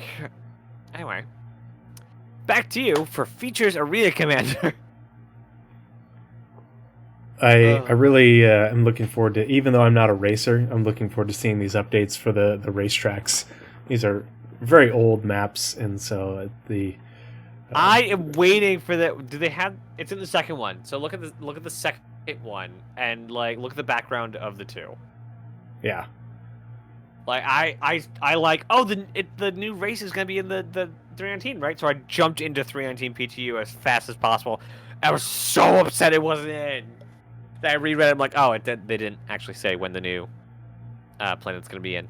These But like it's so module cool things looking. are just so wild looking. Like that is, it's trippy on my eyes. It's like, how do you walk houses? around? Yeah, like how do you walk around and navigate between these things? Like I assume they're I like imagine condo house things that Yeah. they're rich and Well, powerful. one each own of them to watch has the- each of them have their own garage, kind of like landing port thing. Oh yeah, like a little For little one. tiny pad. Yeah, you can see it on the Yeah. side. Mhm. Oh and man, if you can two, own those. Montreal has not touched these, so you will be. Yeah. That was Yeah. a long announced thing. AAVB was this biology class? No, it's programming class. Anyway, but no location team has touched the geometry of this map. So Yeah. I imagine when we get to, I forget what system this is in again, but when we get there, those apartments will Ellis, be, if I remember correctly. that sounds correct. Yeah. I imagine those houses will be finalized into what we will eventually have as player housing. Probably some of the most expensive real estate in the verse. And dangerous. Yeah, that too. Yeah. Maybe they're cheaper because maybe the ones farther back are super expensive, but the ones next to the track you get like a degrading price because you're probably gonna get run into. Yeah, your house has a shield generator. Oh boy. Arena Commander features. During April, the Arena Commander feature team focused on Alpha 318.x release support and finalized planning for the rest of the quarter. The engineering team saw the code rework for the VMA loadout customization menus. This will enable it to work better alongside the new spawning technology introduced with persistent entity streaming. Analytics work also completed, including adding support for features coming later this year. Ooh. Finally, for engineering, several new game modes and filters for the new front end were created to help players find the modes they want from the new game mode selection window. Arena Commander's design team finished 2 versions of the reworked Deferred Link track, which were successfully playtested. While only one of these maps can become Deferred Link, after overwhelmingly positive feedback, we'll be releasing the other as a brand new 4th edition to the New Horizons Speedway collection. Huh. Okay. I guess it's just going to be the same map, but with a different name, for a different race. Design also continued to polish the new Arena Commander front end, adding filters, detail to the game mode tiles, and video backgrounds to the mode buttons. Finally, designs were completed for an unannounced feature. I wonder what that unannounced feature might be under Arena Commander 2. Yep. Interesting.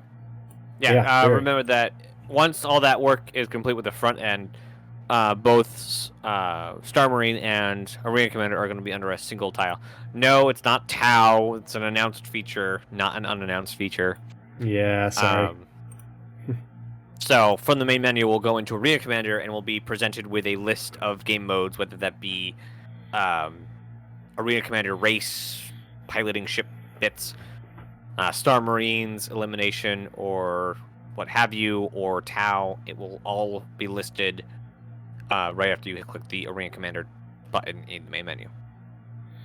Yeah, I don't think we're going to see anything on Theaters of War until they get a better handle on the desync, and I don't think we're gonna see significant work on that until server meshing. Server meshing team is pretty much done. Also, I think they're trying to still work into getting, I want to say gold standard, but kind of like Arena Commander or gold standard kind of way. Finish up all the like moving in tasks that they've generated for themselves. The new front end, the update to PES, redoing the race tracks, updating them. So I think that like they're still kind of moving into their job. I think when they're done with that, and like you said, network teams are there, they'll take aim at Tau. Yeah, by the time Tau gets worked on and implemented, everything else in Arena Commander is going to be very far along and a much more polished and up to rest of the PU standard state. There'll be the PU and Arena Commander are going to be developing in parallel, and so that way when Tau comes out, it's all going to be at the same level. Whereas Arena Commander has really lagged behind. Arena Commander and Star Marine have really lagged behind the PU for years, and so now they're catching it back up. Yep. And after they catch up, we'll maybe hear something about Tau. Yeah. Back to you for gameplay feature. Wait, no. Yes, no, I stole it. Don't worry. I reordered them so I would have gameplay because we'll see. Oh, okay. They're just out of order, so I'm going next, but it's okay. I see. Yeah. So features... I'm technically taking gameplay feature, but yeah. Yeah, I see. And features, characters, and weapons has the first part is PU only, and then the second part is Squadron. Okay. And yeah, okay. In April, the features team began adding EVA fuel to the actor loadout. Interesting. I'm looking forward to seeing this work. EVA Tier 2 is one of the things that Nazeris and I talked about as part of the things that are being worked on in tandem. So that this is actually a really good example of this. So EVA Tier 2 adds in the 0G push-pull and all those other mechanics into the EVA sort of flight system for your character. But they're also building in the other features that go with it in order to improve the EVA experience, not only for Squadron 42, but for the PU. And as you can see right here, they are taking the work. They are already taking the work that has been done for Squadron 42 with EVA push-pull and EVA Tier 2 and working on implementing it for the PU and adding in things like the EVA fuel for 0G traversal. Sorry. Elventhi says, have they talked about EVA packs to extend timeout in EVA? Yes, they have. They are. Those are actually planned to have like a little EVA jetpack. Instead of wearing a backpack, you wear an EVA jetpack for, it's sort of like a manned maneuvering unit. I don't know where I came up with that name. I've read that or heard that somewhere. And there's actually, I tweeted about it because somebody shared it with me. I apologize. Somebody from the community shared it with me. But there is art somewhere on Orison. I don't remember where. I can find the picture. I'll find the tweet. But there's a picture of a character wearing what looks like an EVA pack while they're, I think, doing some salvage type work out in EVA, and it's somewhere on Orison. I forget where. But when I'll look it up when Nazeris starts going again, and I will see if I can find it. Yeah. But also, when we get EVA Tier 2, undersuits will not EVA or not have thrusters. you'll have to be wearing a specific type of suit, that accommodates that, or have a backpack that does it. Not, it will be limited to specific pieces of equipment. Being able to add the EVA fuel to the actor loadout. When implemented, players will use fuel as they accelerate or decelerate while free roaming in zero gravity. If fuel runs out, they can use their oxygen supply, I do not recommend this, as a low-grade emergency supplement to get them to safety. However, jumping from surface to surface using the new zero-G traversal system will not use fuel. So you're going to be able to essentially EVA in decoupled mode. Is what is sort of doing along with zero-G push-pull in order to go from one spot to another. It looks like it's going to be super immersive. However, jumping from surface to surface using the new zero-G traversal system will not use fuel, making it a viable option for players traveling without thrusters or that are low on fuel. So especially if you're moving around within a wreck doing salvage, you're going to want to use the zero-G traversal system, using push and pull, jumping from one piece of wreckage to another in order to move around, pulling yourself through the wreck of a ship. That's going to be the thing. That's going to be how you move around versus having unlimited EVA fuel. So the experience is going to be, I think, really cool. I'm looking forward to it because this is the salvage feature that I've wanted the most. Not using salvaging from a ship, but when whoever's reclaimer or whatever that I'm crewing, being EVAing over to the ship that we're salvaging while they're scraping the hull and going through and pulling all the components out and opening up all the lockers and such to grab the belongings and storing all the weapons, everything out of the ship, the whole nothing goes to waste mentality. Yeah. And that's the salvage work that I want to do. And obviously hope that they wait to cut it up before I get out. Until I get out. Yeah. Oh, yeah. I can't wait till we get rid of the ethereal inventory, or at least make it not so ethereal. Yep. Because the cabinets in ships, so just so everyone knows, the cabinets that you open up should be shared inventory. I'm not 100% on that, but it should be shared inventory.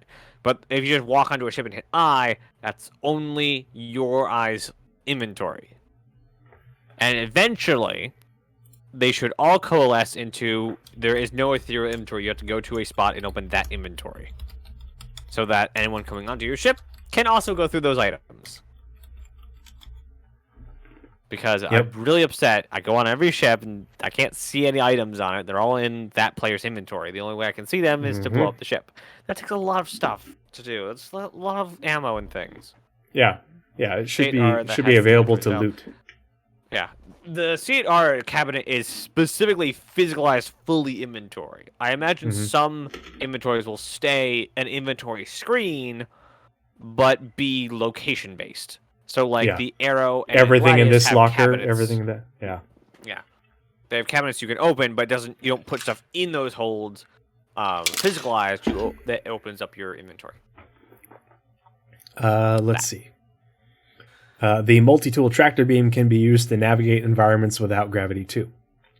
The team also worked on flak ammunition. This generates a single projectile that, on explosion, breaks into additional projectiles that fire in random directions. Part of this included implementing the option to add a proximity trigger to any projectile. I wonder if that could be used for anything else. Interesting that they're working on not only flak, but I always forget the names for the other ammunitions that they're doing right now. But I think it's interesting that they're working on those right now, and particularly that they're working on flak. To me, that's kind of a mixed signal of, okay, what's your intent for these, and what's your intent for implementing these as part of something else? So yeah, and that's it on the PU side for character weapons and for features, characters, and weapons. On the Squadron side, right? Isn't there some? Yep. Starts with last month gameplay features team. Is it gameplay features? That's what it says. Did I screw up the where I put stuff? Customizer. Yeah, because it should be separate, but that's okay. I can keep going on it. It's fine. Yeah, I'll just read the gameplay features for Squadron. So, okay, so this is gameplay features Squadron, but also I'll take over the features gameplay on Star Citizen side. You go. Oh, okay. So last month, and this is for Squadron 42 only. Last month, the gameplay features team continued working on new mobiGlas apps, including the ship status home screen widget, notifications, and collectible screens. Collectible screens. Yep. Like things that you collect. There's gonna be like not trophies, but like mementos and things around that you can notable collectibles, I guess. Oh, okay. And this is a widget that keeps track of them. Mm-hmm. You know, I wonder if it's tied to achievements. Maybe it's tied to achievements. I don't know. Yeah, that's kind of what I imagine too. You found this. You get this achievement. They also revisited the character customizer to add the next layers of functionality, including face sculpting, and implemented usability feedback. Further optimization work was completed. For example, a ship's crew can now snap to a new schedule. A ship's crew can now snap to a new schedule with minimal reloading when players come back from a mission or time has passed via sleep. Track view received improved playback threads both in client and in the editor tool too. Don't need to say two. You could say as well. A new way to animate light volumes was added. Now the team can turn groups of lights on or off using planar, radial, or random sequences. Interesting. Objective markers were also added to the star map so that they're always clamped and visible, even when off-screen or merging with another entity. Excellent. More things getting added to the star map. Oh, they did it. I don't know how I missed this when I read through it. The drone vehicle remote control interface was further iterated on too. So they've been talking about the being able to remotely control vehicles as part of crane work, as well as something else. And this is the first time they specified that work also is meant for using drones. Because Nazeris and I, we speculated on this because it was, I want to say it was like the January, February, or February, March monthly reports. I tweeted about it because I was like, oh yeah, this is definitely drone work in the first mention. And then the second one, they talked about how they're using it for cranes. And I was like, okay, well, it still sounds like they're using it for drones, not just for cranes, because it's remote control of a vehicle. He's controlling a vehicle, and you don't have to be in the seat. But now they're saying, specifically confirming, that the work that they're talking about is for drones and remote controlling vehicles. They say remote controlling vehicles, so it's non-specific, but they're using it for using a crane in Squadron 42. As part of some part of the campaign. So that is exciting because that work can, they developed the technology for Squadron 42, and okay, now it's in the engine, it's in the game, and they can use that tech in order to build the control interfaces and usability for drones. So that is very exciting. I wonder if, They'll probably add a deliverable for when they're getting to work on drones, but I'm kind of curious now if this signals that we're going to be controlling drones as well in Squadron, or if it's just talking about this is the tech related to it. But I got to remember to screenshot this and tweet about it later. You're gonna have to. That's like the second or third thing you said that to. So hope you keep track. I need to start doing that, and I'm really bad about that. Nazeris, why aren't you taking notes for me? Yeah. I got my own notes. And back to you for mission feature, right? Or the other half of gameplay.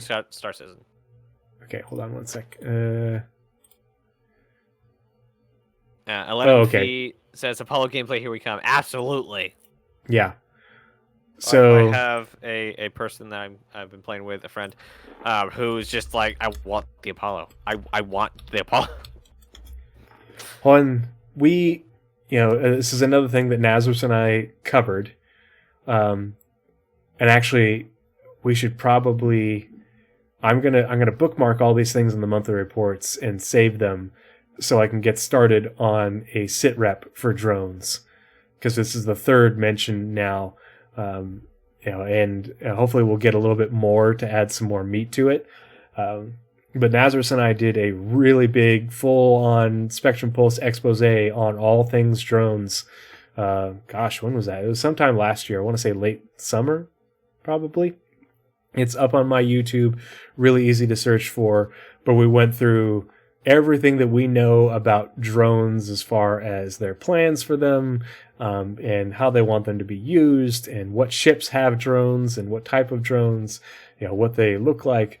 All the information, and we, as we do, we save everything in the show notes and attach, put that in the description in the YouTube video. So, those of you in chat, if you haven't watched it, I highly suggest going back and checking that one out on the YouTube. If you're interested in drone gameplay, but yeah, we'll definitely be doing another sit rep in the future, and we'll do a sit rep on drones, just like we did a sit rep the other day on hacking and tractor beams. But yeah, I have a Vulcan and an Apollo, so I'm here for the drone gameplay. I'll definitely have a Vulcan when they come out. Absolutely. All right. As far as features gameplay on the I almost said PU side. No, on the Star Citizen side, because I will not fall into the same trap as they do. Last month, the EU-based team progressed with the mining update and tractor beam detach and attach feature, which are tagged for release in Alpha 3.19 and on testing in PT right now. For salvage development on the munching feature began site, with the first prototype finished for internal iteration. For the refinery, the first blockout for the UI screen was created, and the gameplay beats for various refining methods were discussed. The team now have a clear understanding of what the different deliverables will look like and how the actual gameplay will play and feel. In the US, the design team implemented the hulls of Invictus in launch week. I added stuff there. In the US, the design team implemented the hulls for Invictus launch week. Didn't we already have the hulls? Why are they? I guess the setup for this year specifically. Anyway, this was done using the new functionality from the USPU team, which not only reduces the setup time, but also eliminates the possibility of a significant number of bugs historically encountered during the event setup. Nice. In April, the team refactored how in-game ship prices and insurance, expedite fees, and times are calculated.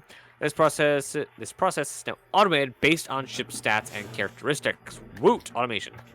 And will continue to evolve as the amount of data factored into the price calculation increases. So currently, as they said, the system will be, I think it's turned on in 3.19. It's calculated as the ship stats and characteristics. So is it more or less maneuverable? How many guns does it have? What other classes of items, kind of things. Later on, it's also going to take into account, using quantum things, traffic, and where they're built or stored. So those are the kind of things we don't have. We don't have traffic, we don't have where they're built, and we don't have where they're stored. Yeah, there's been a lot of about that lately, and people think that, these are static. And these are so much longer. Well, I thought they were also just upping it for the sake of upping it. No, they're now automated. Mm-hmm. So that's really nice to hear. Also, one of the things that we don't have in ship prices, and by extension, insurance and expedite fees. This is for all three of them: for insurance, ship prices, and ship prices, ship insurance fee prices, and ship expedited fee prices. The cost of each material will fluctuate with the entire economy. So let's go with titanium. Let's say, let's pick a MISC Freelancer has a titanium hull, and some of the components are made with titanium. So as that fluctuates, each component will get more pricey, and the ship will get more pricey, and the price of the components will also factor into the ship getting more pricey. Same thing, if they drop, all the things drop.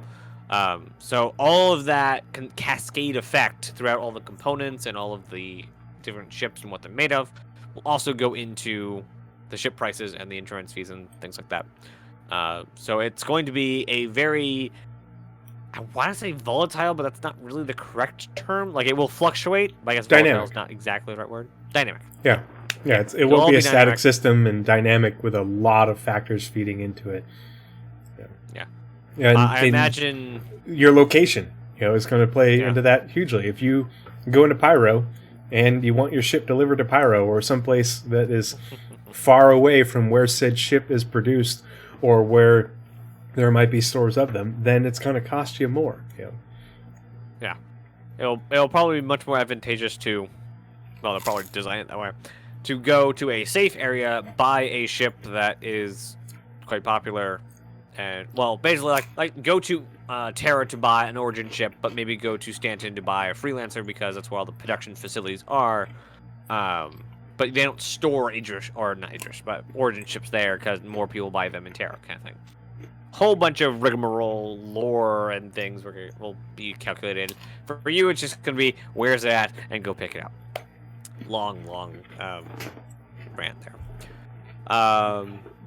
As a result of the redistributing of mineable resources, the team completed their initial pass on refineries. What does this all talk about? Don't we have refineries? No, they're talking about refining on ships, refinery ships. Okay. And this will change how efficiently each location's refineries refines for specific ores on on the then I guess they are talking about abundance the of mineable locations. resources. Yeah. I think the first one was ships. This one's places. Specific ores based on the abundance of mineral resources within that region. Along with this, they are currently rebalancing the sell price of refined resources at the Trade and Development Division offices to account for this new distribution. So basically, if you, let's say, go to Hurston and there's a lot of Quantanium there, refining it and bringing it back to somewhere where there's less, maybe Microtech or ArcCorp, it'll sell for a higher price because there's less around them. So dynamic resource prices, cool, based on quantity of environment. That's really cool. These changes are currently in the PTU, so all of the stuff we just talked about, and we'll continue to iterate on the new prices and review the data we received from testing. Be out by the 19th. Finally, the engineers focus on new cargo deck and external cargo loading gameplay loop. Everyone cheer! Woo! Okay, good. That will be used to support ships such as the Misk Hull C. I can't wait. They have not confirmed for 320, but this does talk like 320. The first steps in the sequence of planned updates to make gameplay or cargo gameplay more physical and tangible.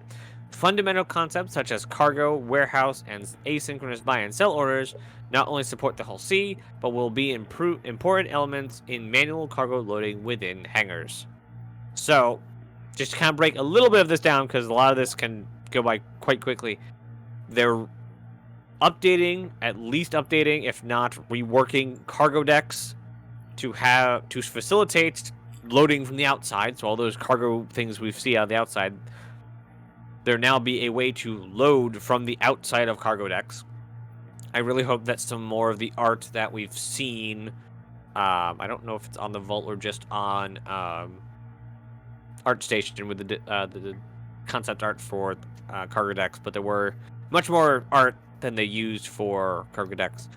But I hope some of that is worked into it because it makes the cargo decks a lot bigger and usable. So they also talked about warehousing, so using what is the elevator called? Freight elevators to put cargo into kind of like a commodity storage using the freight elevators from a hangar. So taking it off a ship, storing it, or bringing it up and loading it onto a ship. So manual loading and warehousing, asynchronous buy and sell, and most importantly, reworking cargo decks to facilitate the Hull C and exterior loading. I cannot wait. I really hope most of that's in 320. Actually, we should be getting something about 320 in ISC, possibly. I didn't read through the This Week in Star Citizen like I should have. But anyway, well, I go read that. Tree is back on with story gameplay, or gameplay story. Part of the crew. Part of the ship. Part of the ship. Part of the crew. Part of the ship. Part of the Part of the crew. Part Part of the ship. Part of the crew. Part of the ship. I'm incorrigible. Thank you so much for the follow, Superhawk35. I appreciate you. Thanks for joining us this evening.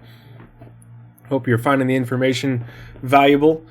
Yeah, and so we are back to... Sorry, I was distracted by ice cream. Oh, and... Oh, a lot of that was... Was that combined or squadron? Oh, and I didn't switch it over. Oh, wait, no, I read the... Yeah, you read that. Yeah, you're on to gameplay story. It's okay. Okay. That's all Squadron. Yep. Switch back to Squadron. Back over to Squadron for gameplay story. Ice cream and follows. Yeah. Perfect day. Following gameplay story for Squadron 42. So following on from last month, gameplay story began April creating another series of animations for the Gladius deck crew. For this, they reused various assets from the first series and adjusted skeleton animations and distances. After this, they progressed with minor updates across a wide range of scenes, including updating 20 scenes with either new poses, prop updates, start-end times, or general polish and maintenance. All of this was a considerable body of work, and it felt great to accomplish so many updates. Good to hear. A new scene was also implemented into Chapter 4, and significant updates were made to several scenes using new motion capture. Finally, gameplay story began discussing scenes in Chapter 19 that had not previously received much attention. And that brings it back to you for graphics and VFX, right? Yep, and you can stay on the Squadron side because it's both. Okay. Alright, so last month, the graphics team worked towards enhancing the game's realism, functionality, and developer workflow with a range of long-awaited features and upgrades. For example, streaming locally compiled skinned message is now possible, allowing for much quicker loading and replication of the release build. The editor has now a new HUD feature that indicates when resources are being compiled. See, even devs are getting new HUDs. Water volume fine-tuning began for use on planets, specifically with atmospheric and fog volumes. These integrations are part of the Q2 water deliverable. Is there a Q2 water deliverable? Which also include water ripple simulation as in all body of water, even down to puddles. Is there a Q2? Okay. A series of performance and compatibility improvements were made to the core renderer. This includes the removal of some legacy CPU to GPU buffer management synchronization, which could on occasion cause hangs in NVIDIA drivers. Hey, that's the thing they were talking about. They had said that they fixed some major bug with NVIDIA drivers, or NVIDIA cards. The team also began moving volumetric fog and gas to Vulkan. Awesome. They're currently looking to enable the feature following essential compatibility functionality and visual quality control fixes. The UI team and graphics team made considerable progress on the interior map feature. Last month, Oh, that's it. That's all. That's all we get for it? Fine. Jeez. Last month, the the map's core visual... Okay, I thought this said mocap. Erase my last upsetness. Anyway, last month, the map's core visual feature were completed with the current focus on performance improvements and polygon optimizations. A temporal super resolution prototype was integrated too, paving the way for improved resolution and clarity across the entire game. That last sentence is a separate sentence, but a super resolution prototype, or a temporal super resolution, basically being able to downscale your resolution and fake upscale it kind of thing, being able to run into the game and then it upscale itself. I don't know how to properly explain that one. Yes, but internal The interior maps are getting worked on as well. For the ongoing development for a fire tech, a new Shard Resource Manager now effectively manages 3D texture data across multiple fire emitters associated with a single voxel grid. As part of this, the voxel grid receives several important bug fixes, including an out-of-bounds issue caused by disappearances between the iteration code and primary and preliminary code. This fix ensures accurate and consistent rendering of voxel-based elements within the game. Great. More fire, please. All right, and then we're back to you for a single sentence on the Star Citizen side for in-game branding Montreal. Excellent. Even has her name in it. Did we already Montreal. do mission features? Where's mission feature? Oh, you covered that as part of the last one, right? Yeah. Okay, cool. Okay. And in-game branding, Montreal. Look at that cave. That's cool. Mm-hmm. Look at those shrooms. Oh, man. In April, the in-game branding team created the interior and exterior signage for Pyro's Ruin Station and continued supporting the EU location team. Oh, can't wait to visit Ruin Station. Check it all out. It's going to be so cool looking. Oh, I man, like that look they're at all not that. showing a whole bunch of it. It's going to be huge, too. Man, it's going to be bigger than a city. Hope so. I hope it's a new gold standard for landing zones. Yeah. Back to you for lighting, which is also short. Yeah, 2 sentences this time. Woo! The lighting team progressed with the core work on cave lighting, which will be added to the PU's new and existing caves. There we go. Progress continued on Ruin Station alongside smaller tasks too. There it is again. I know. You don't even need to put it in there. Progress I know. continued on Ruin Station alongside other smaller tasks. That's it. Done. Finished. Fine. They do not use Grammarly, apparently. Back to you for live tools. There you go. There's a nice one that we like. Yes. Live tools. Scroll down. The live tools team progressed with the design of a new network operations center feature. I wonder if because they've been talking about the network operations center. I wonder if they're talking about a feature within the network operations center or continuing work on the operations center itself. They're currently involved in the continuous improvement of the tool, which aims to provide the best experience possible to its users. The team also began rolling out a new version of the internal error handling pipeline. And that brings us back to you for narrative, and it starts off on the PU side. Will you let me know when you finish the PU side, and I'll swap it over to the Squadron side? All right. I tried to do the Control F to see how many 2s there are, but OneNote doesn't. Oh, geez, OneNote doesn't give you a count. Oh. All right. So narrative, right? Yep. All right. On the PU side, I said it. On the Star Citizen side, the narrative team spent last month or the month. There are closing out 19 tasks. on the PU report. Oh my gosh. Oh my god. The narrative team spent the last month closing out tasks and submitting numerous bug fixes to help get the next patch ready for release. I think they mean 19.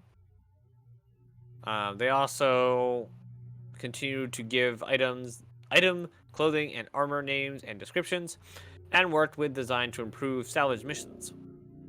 They also supported initiatives to help newer players learn the game. That's the new player experience, obviously. Additionally, they began working on an upcoming event, I can't read what's in front of me, apparently. Additionally, they began working on upcoming content, including the new package extraction, data heist, and consignment retrieval missions. They also looked at expanding the air traffic control dialogue to support new gameplay, and including the new cargo feature. That is a lot of actual, that is a thing to lead with on your next lore equals gameplay. Cat, don't hit buttons. Work continued on Pyro with narrative, helping the content team develop lore for the system's initial contracts and how players can interact with the various outlaw groups. Additionally, they planned upcoming work to further develop the game's Xeno languages. And I imagine that's because they're looking at putting some in game. Yeah. Specifically that because that's on the Star Citizen side too. Still. Yeah, we're still on the Star Citizen side. Yeah. The contract part is interesting to me because the system's initial contracts and how players can interact with the various outlaw groups. I think that this is a good point to remind people that being a criminal in Stanton does not mean that you will be friends with the outlaw gangs in Pyro. You're going to have to get reputation with those gangs, not just have negative reputation with the security services and the UAE in Stanton. That will help get you some negative reputation, but just by association. But they're not automatically going to trust you because just like they don't trust the other gangs in Pyro. The gangs in Pyro probably don't trust the gangs in Stanton that are separate, from them.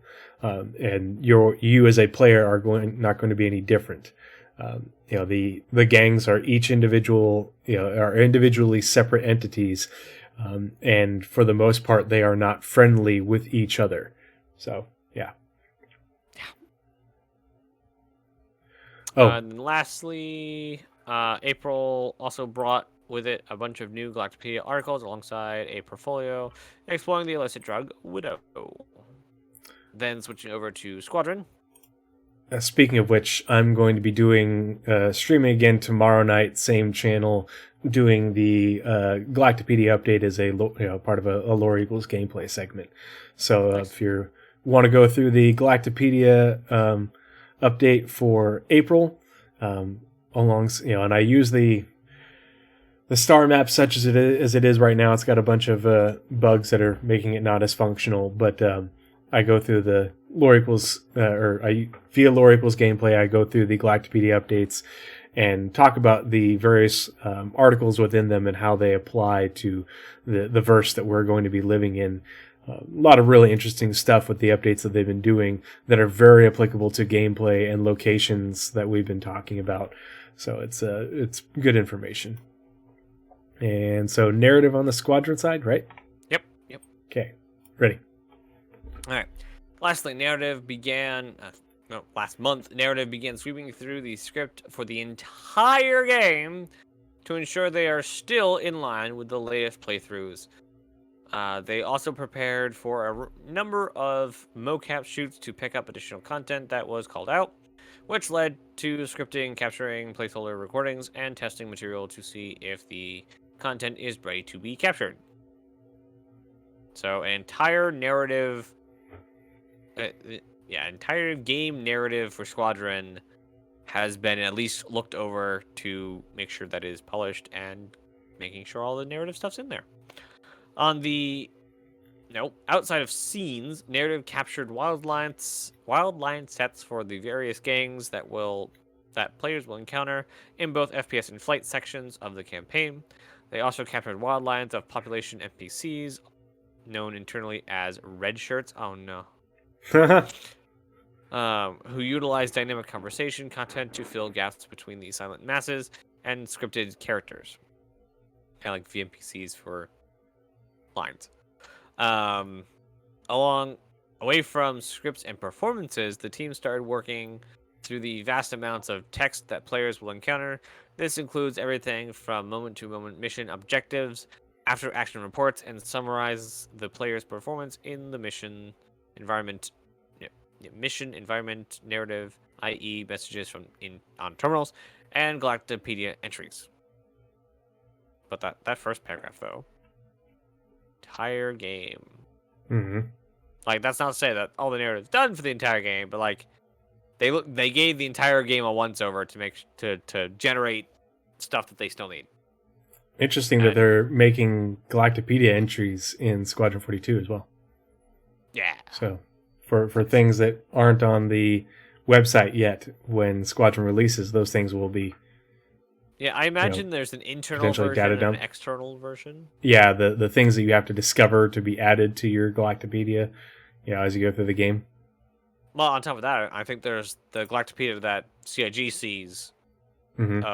and there's articles marked as not published there. Yeah, Like whether that be for like the internals of an interest or whatnot. But like stuff that is on the Galactopedia but they haven't published yet. So that their version's more complete and they're publishing it out as time gives. yeah, makes sense to me. Because like Sherry's like original job when she was hired was to basically build the Galactopedia. Like was to get everything in order and then to start like building the Galactopedia. So like I imagine the Galactopedia is much bigger on the internal side. Yeah. Online Services Montreal for the PU report. In addition to bug fixes, performance improvements, and updates to the login flow code, the online services team completed work on changes to long-term persistence. So this next bit is a quote, and I think it's very important, and I'll explain why afterwards. We rely on long-term persistence for players to be able to transfer progression between releases. Long-term persistence had to be completely rewritten for persistent entity streaming, as the old implementation had fundamental issues and would not fit with the concept of full persistence. The new system monitors the global player inventory and simply creates and destroys LTP records for aggregates stowed into or unstowed from inventories. So, completed work on changes to long-term persistence in April.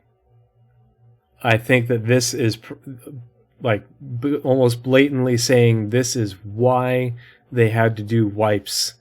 A big part of why they had to do wipes in 318, during the 318 branch, because long-term persistence was not done. The rewrite for long-term persistence to make it work with PES required additional work post-release, just because it wasn't quite there, and it was creating bad data and issues, and so I think this is also probably related to why people still have their characters, that they're having their character stow issues as well, until we get out of the 318 branch and into 319 and start fresh. So yeah, I think that's a pretty poignant piece of information. And that brings us to you for research and development, which is a new addition to the monthly report. I don't think we have ever seen this before. Nope. In April, the R&D team continued to focus on improving the temporal render mode for atmospheric and volumetric clouds. Quoted, the major obstacles to overcome are still occasional noise and temporal artifacts in the ray margin results for various new view scenarios, as well as the upsampling of results under the presence of thin silhouettes within a given frame, the R&D team, aka very noisy clouds. Yeah, getting rid of the pixelation. Yeah. And when clouds are thin, not having issues looking through them, seeing weird shapes. Yep, all that stuff. That is currently being worked on by the R&D, or in April being worked on by the R&D. Glad they're working on that. That drives me nuts. You should see certain them angles. in 319.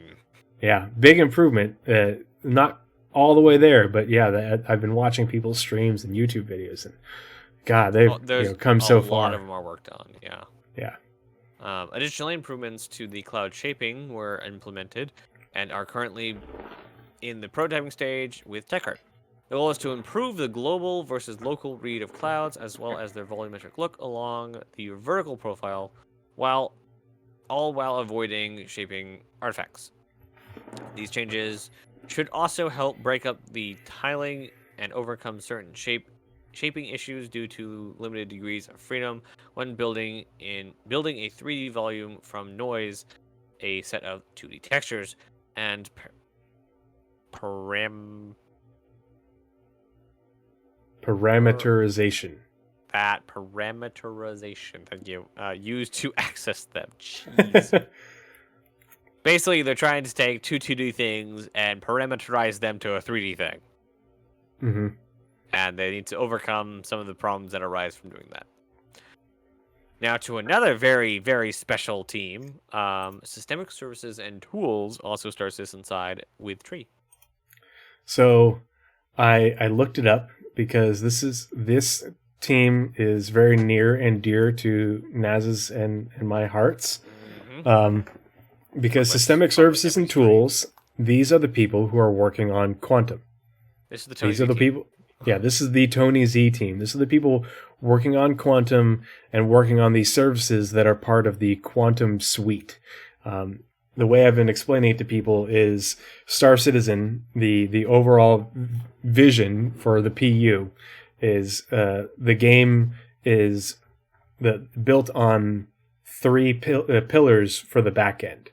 It's the game is the seat of the stool, and it's resting on the quantum simulation, PES, and server meshing. And each one of those is a single technology that is actually not a single piece of technology. It's a suite of technologies and services that are built into it that allow it to function.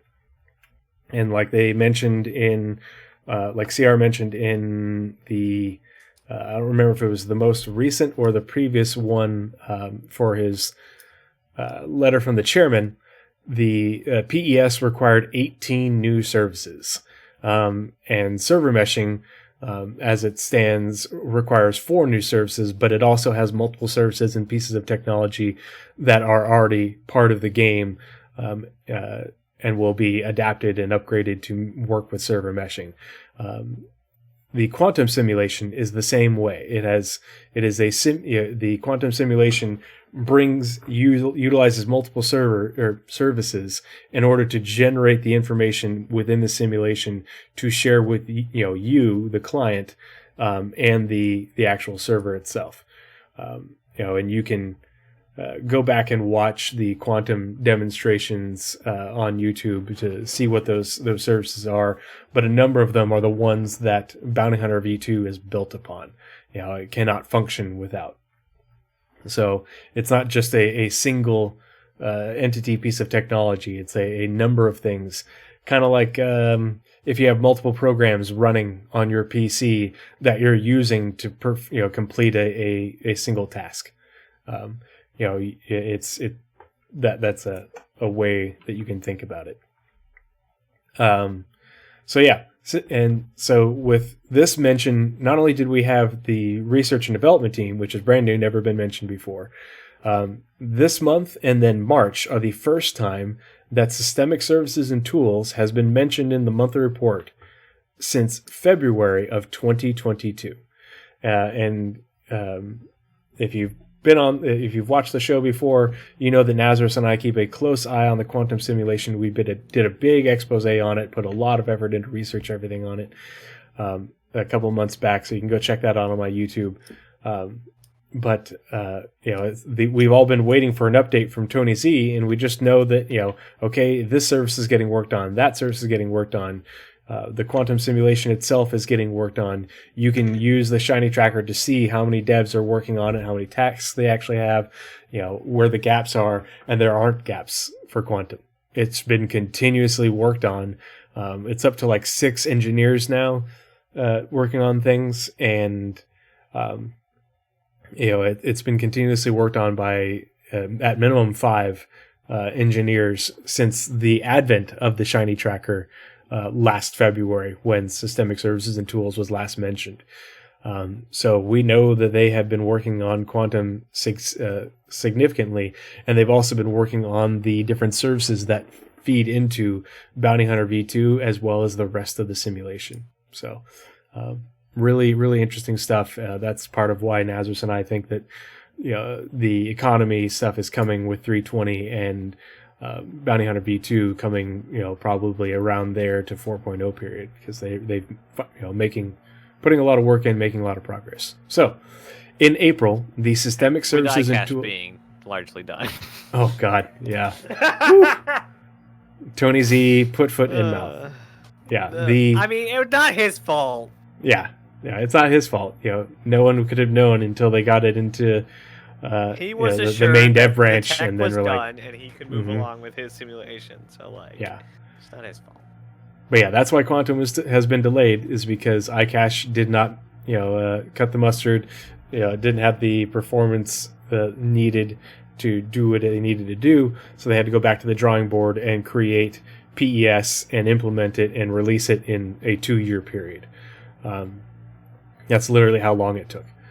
And the quote comes from the last Tony Z update, and he says, "Well, now with iCache largely complete, we've been able to move some developer resources over to continue to work on the quantum simulation." Well, I'm sure those people got yoinked back over to work on PES. So, Tech Art Systemic Services and Tools. In April, the Systemic Services and Tools team progressed with the Service Beacon refactor and completed several bug fixes for 3.18.2.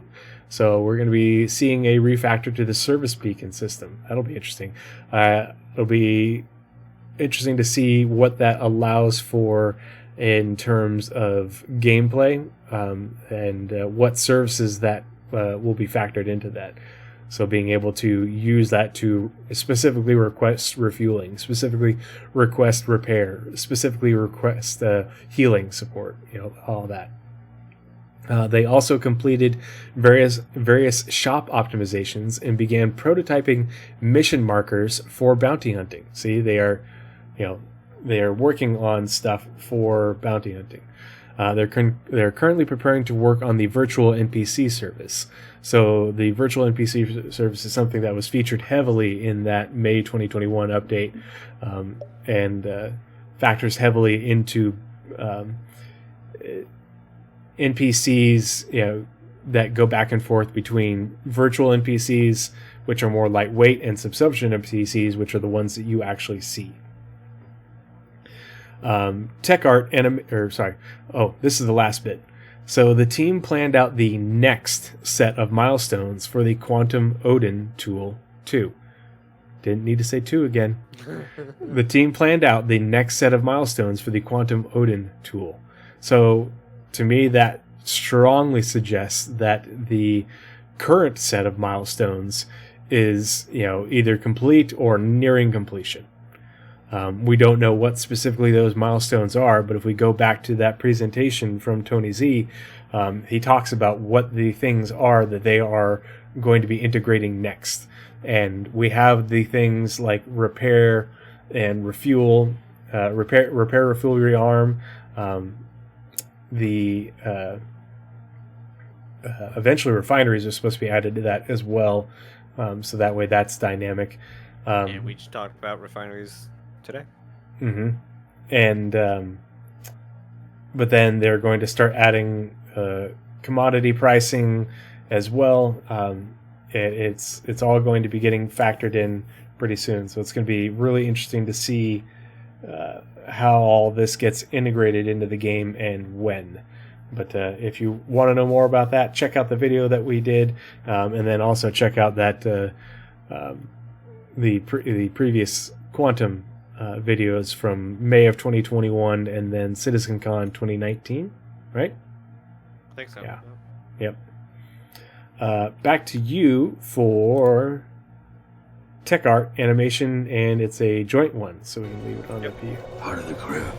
Part of the ship. Part of the Part of the crew. Part of the ship. Part of the crew. Part of the crew. Part of the ship. Part of the crew. Part of the ship. Pardon me. Got too enthused. Dying. Jay Sparks, thank you so much for the follow. Really appreciate you. Thanks for joining us this evening. You sure it's not JS Parks? Or it could be JS Parks. I don't know. Sparks sounds like more fun. Unless like something's about to catch on fire that you don't want to. Anyway, in April, the tech animation team made significant progress on the head asset processing. This involved developing a semi-automated system that has not only reduced turnaround time, but also improved asset quality. Cool. The team also continued with the DNA integrations, collaborating closely with the teams to integrate their data with the reset of the codebase. Support also continued for the various feature teams. Can you move your So mic a that's- little bit closer? Sorry. You're a little quiet. Sorry about Thanks. Wait, All redo right. it or move on? No, you're good. Okay, back to you for UI. And it starts out on the PU side. So, again, another really good indicator. UI, the UI teams are one of the teams that was reprioritized to work on Squadron 42 features. And of course, they've been working on things that are obviously going to make their way over into the PU once they are finished. But the good thing is all the UI things that they're working on are largely things that really just, you port over and make sure that they function within the live environment. But the fact that they are including this specifically in the UI portion on the PU side, not on the Squadron side, is a really good indicator. In April, the UI art team improved several Squadron 42 features that may eventually make their way into the PU, including improved visuals for radial menus and various weapon screens. The UI tech team worked on several bug fixes and performance improvements and began work on the new interior map. So that's the interior map module thing that they showed off with the Idris back during CitizenCon. So UI Tech they've been mentioning the map system for a while since then, but now UI Tech is doing some work on it as well. And then for the Squadron side, the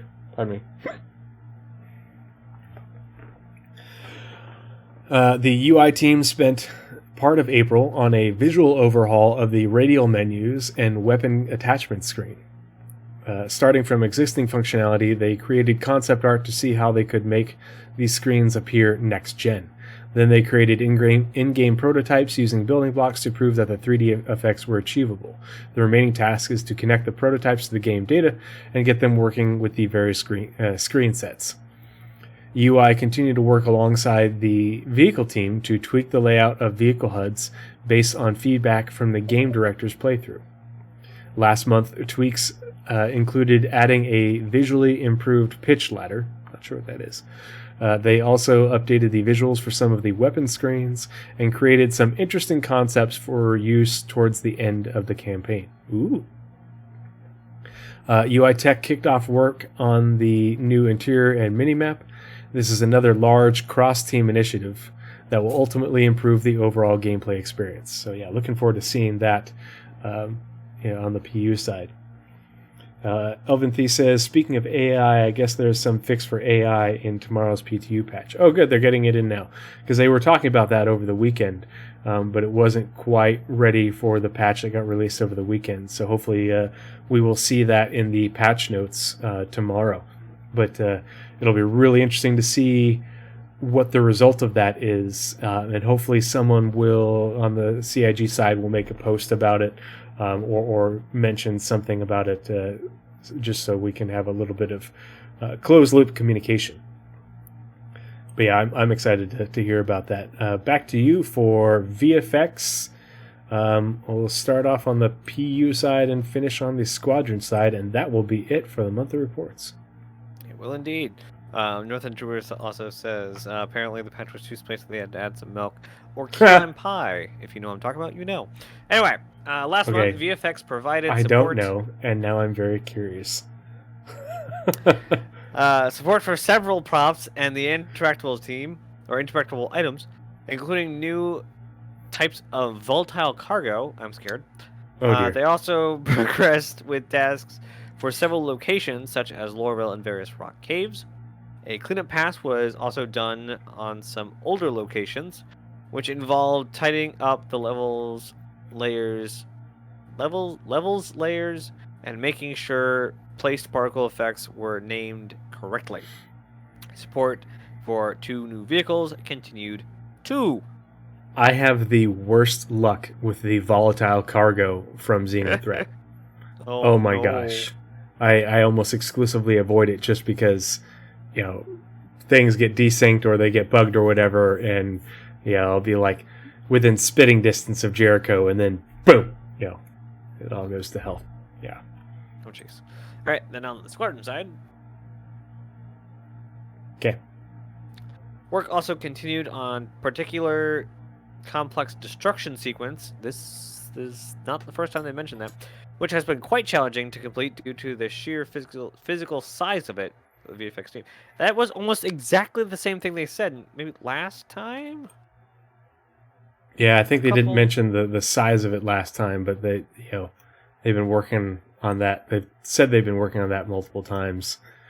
I bet you this is so my money is on this is the destruction of the kingship over Vega, because that's the only time we have it's the first time we've stopped the Vanduul, and it's the first time that we've destroyed a kingship.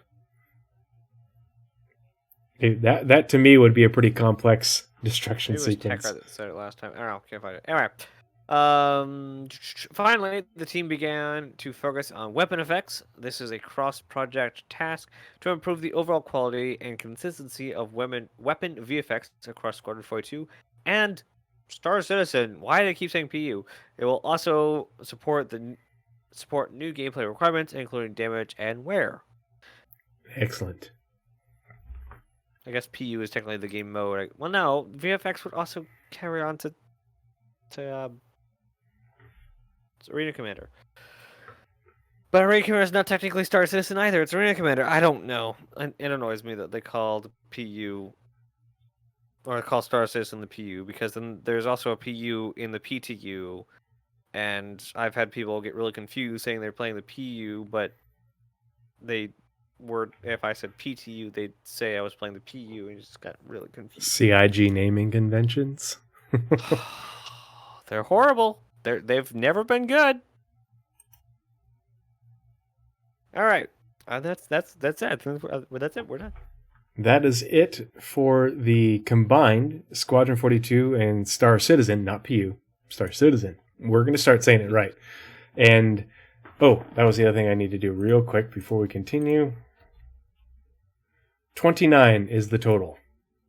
Oh boy. Unless there are some that are repeated between the two. But if you go to each report and Control F and do 2, there's 19 on the Star Citizen monthly report and 10 on the Squadron monthly report. So a lot of extra 2s, TOO. But yeah, I think that'll be our initiative is going forward. We won't say the extra 2s, and we're going to call it the Star Citizen monthly report and not say the PU. We're just going to say Star Citizen. Yeah. But yeah, that is it for the combined monthly reports. If you guys are still hanging out in chat, really appreciate you guys dropping by and hanging out with us and listening to all this information. Even though Nazeris and I don't summarize the reports, we think it's important to have the entirety of the information.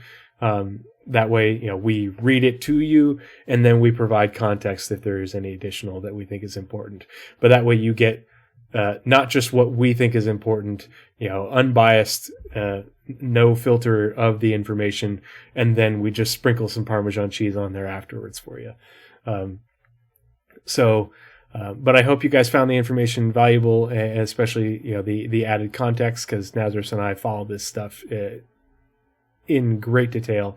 I hope that you will join me tomorrow evening for Lore Equals Gameplay with the April Galactopedia update. And then the plan is for this weekend, I want to say, what's the date?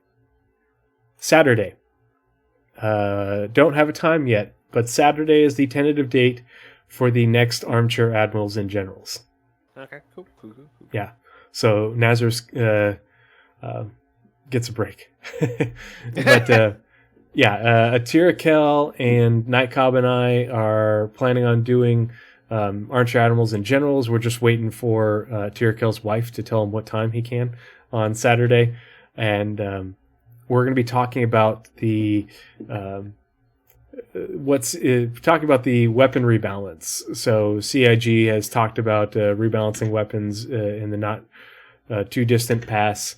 And so we're going to be talking about some of the things that they have mentioned, both for guns and for ordnance, missiles, torpedoes.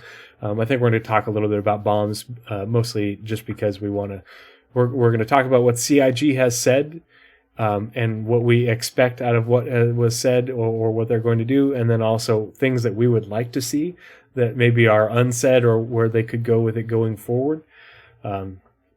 So yeah, that's the plan for this next episode. I know I had announced that I was adding more people to the team, and the plan is to bring them in. I just do not have the time to rework the whole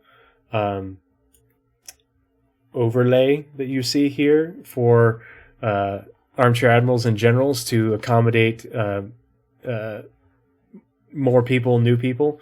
And so I should have time to do that over the next month, so that the next month's episode I'll be able to bring in different people, because my evil plan is for Nazeris and I to do a spectrum pulse on components and subcomponents, and related to resource management, and then follow that up with a armchair admirals and generals episode on that on engineering gameplay, and what we can do with components and subcomponents. What we're expecting, what we'd like to see. I want to do that especially because not only does Nightcobb have a significant background in maintenance of, he works on nuclear reactors on submarines, Nice. but then we've got Kale Katarn is like 2 decades of experience working on multiple different airframes with the Air Force. I forget what his exact job title was, but so a lot of experience maintaining Air Force aircraft. And if you know anything about military aircraft, it is a lot of things are modular.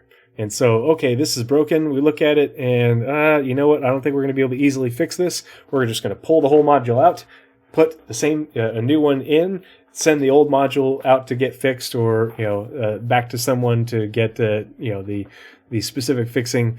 But it's a lot of plug and play with redundancy, so that it's, very relevant experience. And so I'm looking forward to hearing about that. But the work that Nazeris and I are going to do on components and subcomponents, will allow us to share that information with my co-hosts on Armchair Admirals in general, so we have a good frame of reference.